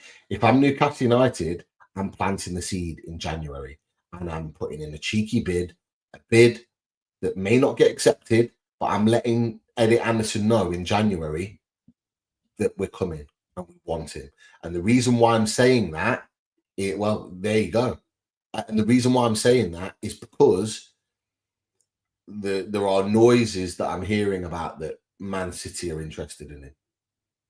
And that's what I'm worried about. Is that I think you're right. I think if a Villa comes in for him and a Chelsea comes in for him, and it's a choice between those two and Newcastle United, I think he signs for Newcastle United. But I think if Elliot Anderson has a choice between Newcastle United and Man City, I think it's a much tougher choice. Because I still think he picks us though, Pete. I think he could still pick us, but I think it's a much tougher choice. And it's a dearer choice. Absolutely. When Man City are at the table, you know what they're like. They will overpay, and it's whether we have then the funds to go toe to toe with a team like that. I'm not sure that we have those finances that they might be willing to offer. It's the only thing that I think would potentially let us down. But if we plant the seed early enough and we let him know that we're coming for him, that could deter any other people that are interested in him. If he's telling his agent, "I want Newcastle, I'm going home, I'm going home, I'm going home," every other club won't be interested because they'll know he's already made his mind up. That's what Newcastle United need to do. That's what we need to do to secure him. Tell him, let him know we're coming for you. We're coming for you. We want you. Be ready. Be ready. And then in the summer, go pay the money. Go get your guy. Right? It won't be cheap. It will be expensive. I don't care. If we do go and sign him and we pay 55, 60 million for him, I don't want Newcastle fans going, "Oh no, too much money, this, that, and the other." I don't care. We had to sell him. We've had to pay a lot of money to get him back. It's not the first time it's happened with a club to buy back one of their players that they've sold. Get him in, because what you've got is a 23, 24-year-old that could be there for the next 7, 8, 9 years and be the catalyst of your team continuing that upwards trajectory. And the great thing about it, and the one thing that Eddie Howe loves, is buying England international players. And he's an England international player, a player that will be going and playing at the World Cup, starting at the World Cup. And that's the deal that I'd be doing. So absolutely 100% yes. I know someone in the chat disagreed with about his goal scoring. His goal scoring's not amazing, but he's scoring more goals than he was certainly at Newcastle. He didn't score at all. He's getting there. Sevilla, David. Hey, Sevilla love it. Sevilla love him. They love Get that deal done. Get it signed on the dotted line. We'll take it. They're loving him right now. They're putting him on tweets and all sorts about his. Get it done. Get that confirmed in January. Forget Forest. Get Sevilla on it. It's a place he's clearly happy with and clearly wants to be. Get it done. Get it, even a cheap deal. Get it done. Get him off the books. Get him gone. Happy days. Two very interesting comments on this, Pete. And before we move on, Alan Kane says, my only issue signing Anderson is it stunts Miley's growth, I believe, in Miley. And what is interesting is Andrew Anderson says, question, guys, if Newcastle get a very big money for Tonali, would you sell Tonali for Newcastle to sign Anderson? I think for me, personally, I'm thinking like Pete, I'm thinking he's taking Joe Linton's role. I'm wondering if Joe Linton is maybe looking at Saudi, maybe looking at that big payday. He was linked with Saudi at one point. Whether or not, you know, he wants to go there, I don't know. But to me, it would be a natural fit. But what I wanted to ask you, Pete, off the back of this, with Aaron, and he mentions about stunting Miley's growth, do you think we could see something similar with Louis Miley? And is this why we heard the rumours of, oh, Newcastle could sell Louis Miley? But have we learned our lesson in the sense that I could see Louis Miley going to, you know, a mid-table Premier League club, you know, for 20, 25 million? I could see that.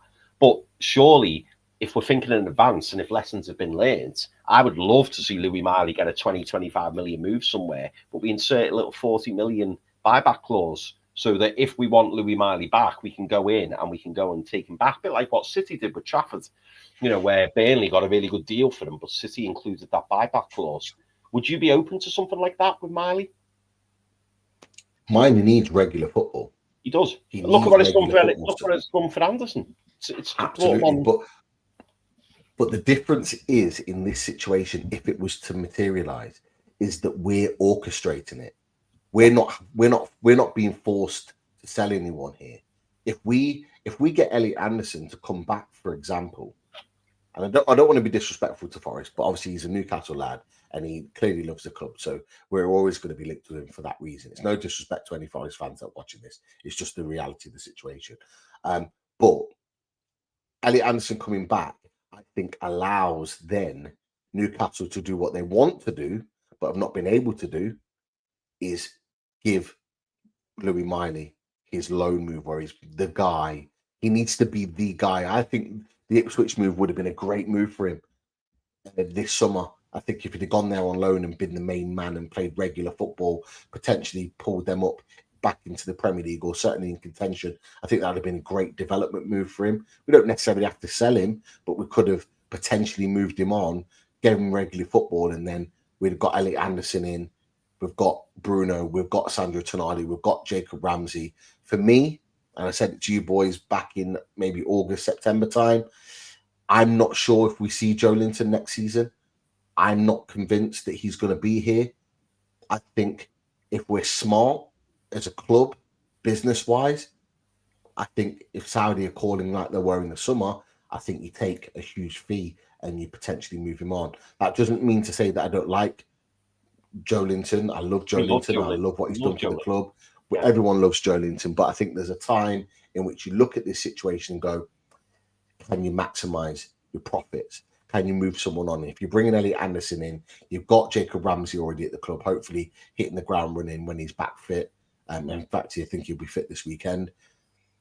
You're in a position where you've got still a strong midfield, but you've got a different type of midfield. You've got a ball-carrying midfield. You've got technical players that can make the difference in the game, but you've still got your physicality in the likes of Sandro and the likes of Elliot Anderson. This is just as an example. I think that's a great position to then go and move Miley on and give him a loan. That for me is, I think, the next step. Just when you were talking about it then, Pete, you know, I could see someone paying mega money for Adam Wharton. Adam Wharton's getting a lot of attention, isn't he, at Crystal Palace? And, you know, someone going, and they're saying to Palace, well, yeah, buy Louis Miley for 25, 30 million, but we're having that clause in there, you know, so it's not a panic sale. And going, well, if we want him back, we're going to pay 40, 45, even 50 million for him. And say, well, that if we want him back, so then if he blows up like Adam Wharton's done, but he's in that Palace engine room week in, week out, and we're going, he's looking the part here. And who knows, in 3 or 4 years' time, like we were talking about Bruno, it could be like, actually, Bruno, you know, wants to go to Spain, wants to go to Brazil, whatever. And then we go, yeah, we'll have Louis Miley back. And what will Louis Miley be then? What, 23, 24? And then we've got that clause in there. There it is. Thank you very much. We'll take him back. Adam Wharton will be our saving grace if we to get Anderson back, because he has been linked with Man City as well.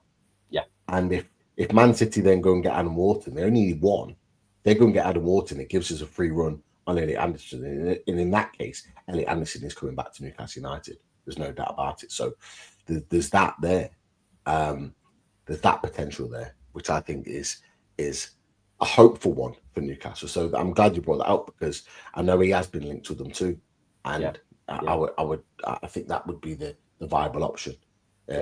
Wharton going to City, Anderson coming back to Newcastle, potentially Joe Linton being sold and moved on in the summer. I don't think that's bad business for Newcastle United, because I think you could get a fee not far away from the fee that we paid for Joe Linton from Saudi. I think you could get a fee up there, that type of level of fee, and that could potentially pay for the majority of Elliot Anderson's fee from Forest. Yeah, so you maximise it. Absolutely. Right, 29 questions. Let me get these through. Right, okay. Let's see what we can do here. Sophie B says, did anyone see the article about Luke Edwards saying that there's another 250 million to spend? I must admit, I didn't see that. Is that roughly the ballpark where you felt like we were, Pete? I didn't think we were at that sort of ballpark, but that's what Luke Edwards is saying, that Ross Wilson has potentially got to play with in terms of that sort of money that's available. But it doesn't really surprise us, because of the money that was generated from the Isak fee, and we knew we were already going into a summer window with a better PSR position. So it doesn't surprise me that we can go again with that sort of fee. And let's not forget, we're forgetting about the money that the Champions League is going to generate for us as well. So the money that from the Champions League is going to help us. New sponsorships, the Visa sponsorship with Newcastle United, that's new as well. So Peter Silverstone's bringing more sponsorships in. Of course, we'd like higher, bigger, better sponsorships with training ground and kit sponsors and all the rest of it. But it doesn't surprise me that we'd have that potential amount of money to spend again. And what a great position to be in. That we brought these players in the summer, spent 200 odd million, and we're still in a position to be able to go again. And this is what we want to do. We want to make sure that we're in these European competitions, playing Champions League football again next season, so we can go and do this again. And then we can start to build. Like, I'm really, really intrigued to see what we can do this season in terms of the club kicking on, not just the players on the pitch, because I think we are absolutely moving in the right direction, and we are getting ever closer to that top six in terms of money generated. We're moving nicely towards it. It's going to take time, take years to get there, but when we get there, we ain't going anywhere, and that's the key. Then we can start really fighting with those big boys on and off the pitch. Yeah, totally. Champions League football is so important this season, and if we manage to get back to back, it's huge. It's absolutely huge. Right, Pete Frieden says, I think we'll buy Trafford in January. Do you agree? No, I don't. I would love to get Trafford, but with Ramsdale on the books on loan, I think the goalkeeper situation gets kicked down the can until the summer. I think there'll be a decision made at this point on Ramsdale, on Pope. Remember, his contract's out, and then there'll be a decision on Trafford. But I do think it's still in play. I do think Trafford is still in play, but I don't think it'll be in January. He might well go on loan for 6 months, and then a further decisions made on his future. But look, I have to say it'll be another year wasted for Trafford. I know it was a case that he didn't really have much of a choice when it happened, and City was always kind of like the priority offer. And it's very hard to turn down City in that situation, especially when they didn't have Donnarumma at that point. But he's got to be looking now, thinking, flipping hell, I wish I'd have joined Newcastle, because I think he'd have probably been number one by now. Yeah, absolutely. I like this question actually from Jimmy Watt, and we've already touched on him a little bit, so we'll only briefly answer this. But honest question, Pete, from Jimmy Watt. I know the VAT has left, but do you think he regrets leaving Newcastle? Do you think there'll be any regrets from Alexander Isak at this point? No, not right now. I think he will regret it in the future, but I don't think he'll regret it right now. No, personally, no, no, not for me. I think you'll hear an interview with him talking in the future, and he'll talk about how he'll regret the way he left Newcastle, and you'll hear him talking positively about Newcastle again. But yeah, I don't think he does right now, personally. No. What about you, Chris? No, same. I think he will in time to come. Just not right now. I think he's happy with his 300 grand a week. I think Liverpool are second in the league. I think, he's probably looking forward to hopefully kicking on his career because it's kind of come to a bit of a stop at this moment in time. He's got a lot of stick over Sweden. But as soon as he starts banging goals in, I think he'll quite quickly, start to enjoy himself. But let's hope for his sake that he starts banging goals in, because if he doesn't, things could turn very sour very quickly. Because when people are forking out 125, 130 million for you, they expect. And Hugo Ekitike is breathing down his neck. Right, Tom Dixon says Newcastle now face Sunderland at the Stadium of Light on Sunday, the 14th of December, 2 p.m. kickoff. The home match against Spurs has been moved to 8:15 on the 2nd of December. And Tom also said, where is he, Tom? Tom announced another one for us as well, which I did start. Struggling to find it now. Yes, the Chelsea match at St James's Park on the 20th of December has been moved to 12:30 p.m. All fixtures will be broadcast live on Sky Sports. So again, lots of TV money for Newcastle United, and we all know that they like putting Newcastle United on the telly because we are good value for a good game, particularly for neutrals. Absolutely. Let me see. Yeah, David Cook. See Pete's favourite overseas team, Congo, have a World Cup playoff just after Vissa's projected return date. Pete, do we see Vissa going to play in that World Cup playoff, or do you think that Newcastle or he will refuse to go? How long you got, Chris? How long have you got? Oh, God. Do you think so obviously, me personally, I think he will go to the African Cup of Nations, but I don't know whether he'll play in this qualifier because I think it's too soon. Yeah. If I'm Newcastle United, I'm saying no chance. He stays with the club. There's no way he should be going to those internationals in November. No way whatsoever. I don't want him going to the African Cup of Nations, and I know some people don't like that. I don't want him going to the African Cup of Nations. I want him staying at Newcastle United. And to be fair, what Keith Downey said, that he's prioritising Newcastle, I hope that's the case. I hope so, yeah. Because he's potentially throwing away his opportunity of playing Champions League football, not just one game, but like regular games, and potentially getting us through to the next phase.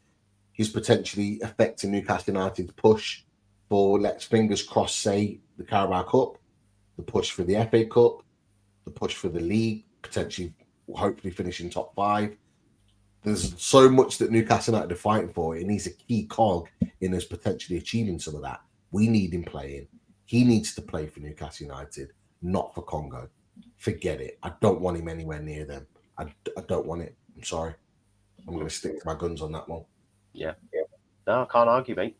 A few more. I'll try and make them short and sweet. Seb asks, could Botman be on Liverpool's shortlist as a Gay alternative? Van Dijk is getting old. Canate's future is not certain. Obviously, rumours with Real Madrid and a pre-contract. Arne Slot is Dutch. Does he have connections to try and tap him up? What are your thoughts on Sven Botman? And I'm assuming you're going to talk about why it's so important that we time down to a new deal, Pete. Yeah. Oh, lost you there.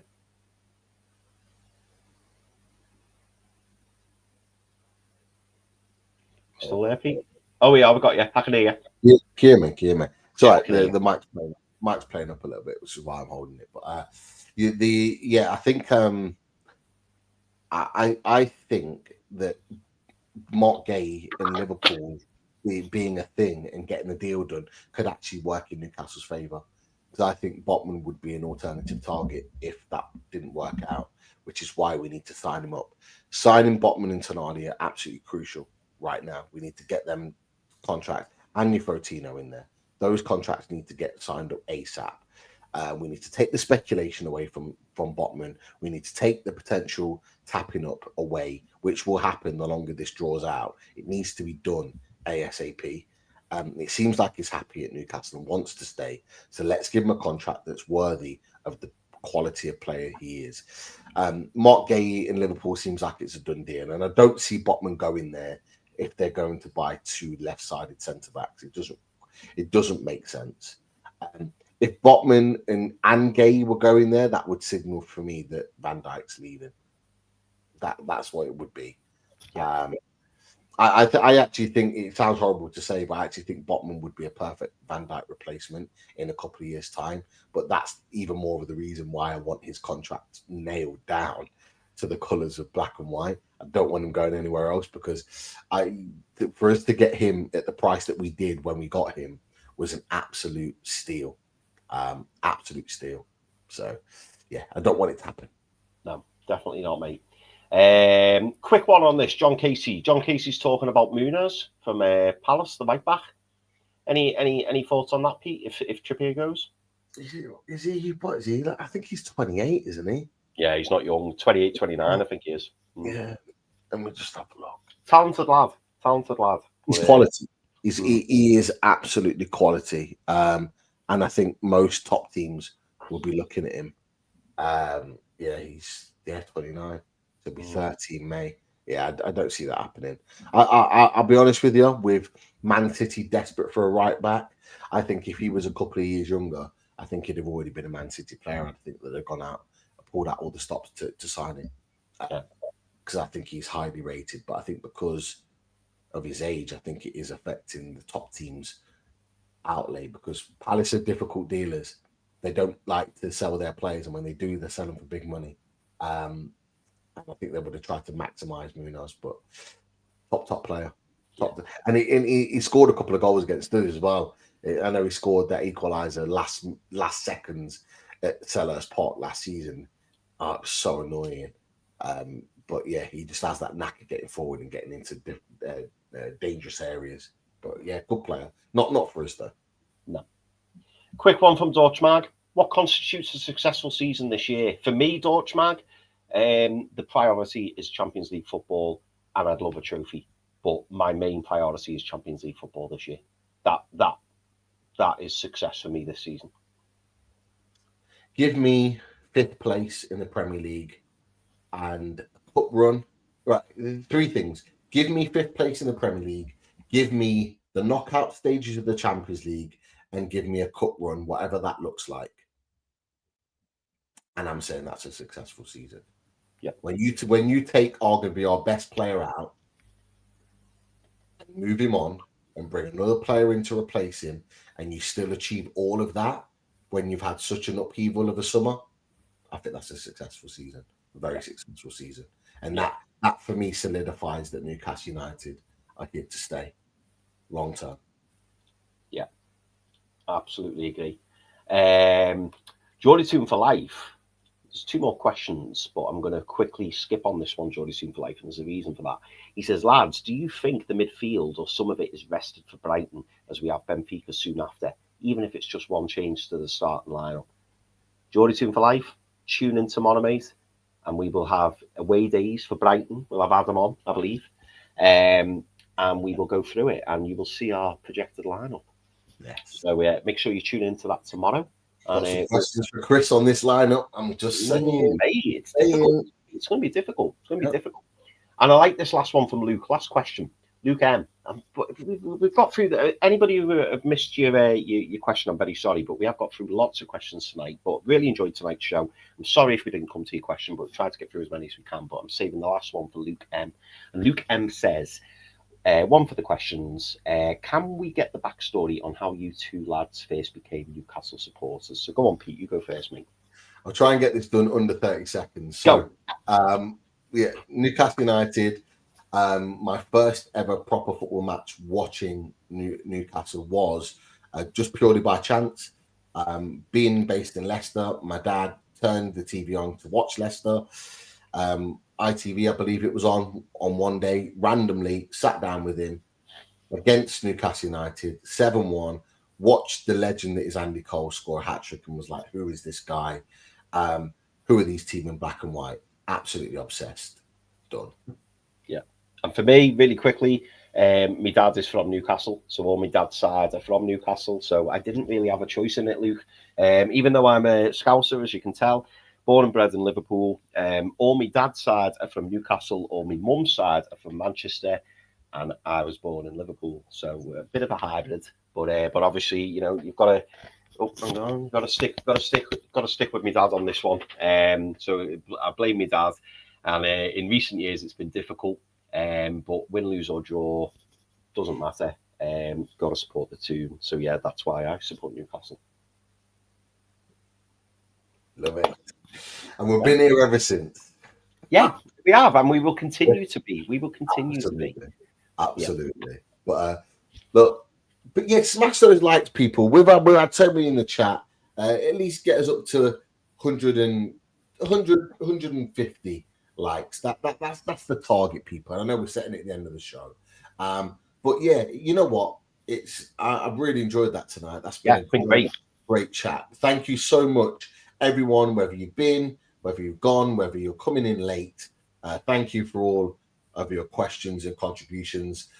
Put your comments in if you're watching this after the show's live and let us know your thoughts and feelings on some of these questions. Some great questions been thrown out. Oh, yeah. Really, really nice. And we'll definitely bring this back.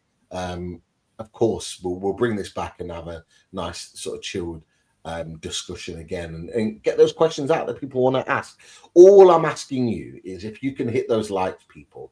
And if you're watching this back, and for people that are watching live, if you watch this back again, just click the hype button. The hype button just allows us to project our show to more viewers. And the bigger the hype, and it is just a hype button. You have to swipe the chat to be able to see the hype button. Just click it. And the bigger it grows, the more people that it projects to. So we'll do it right now, Pete. Doing it right now. Get on it right this second. So click the like. If you do subscribe to the channel, but click that hype button as well. So the hype button allows us to progress and see more people. We have not been here for a week, so more people are just catching up with the fact that we're back in business. We are back again tomorrow. We are here for away days. Adam from BHA, great chat, great guy, always on Top Table Talk, will be coming and joining us. So we'll be back for more and get in the chat, get your questions in, get your discussions in, but also get your lineups in, because I've got some questions to ask this man right next to me about tomorrow. But people, it's been an absolute pleasure. Make sure you give those likes, make sure you do all that good stuff, and we'll be back for more. How are we signing out tonight? What are we going for? Ooh. We got the Eddie Howe. Have we got a Tonali? Do we have a Tonali? I feel like we have a Tonali. I don't think we've got a Tonali, but we had a Bruno. We have a Bruno. Well, we were speaking a lot about Bruno, weren't we? And we are absolutely in love with Bruno. And I think after that assist for Brazil midweek, I think we need to celebrate him a little bit. Bruno Guimaraes, you've been chosen. Good night, people. See you tomorrow. Back soon. Sooner or later in life, the things you love, you lose. But you've got the love I need to see me through. You got the love, you got the love, you got the love. You got the love, you got the love, you got the love. You got the love, you got the love, you got the love. You got the love, you got the love, you got the love.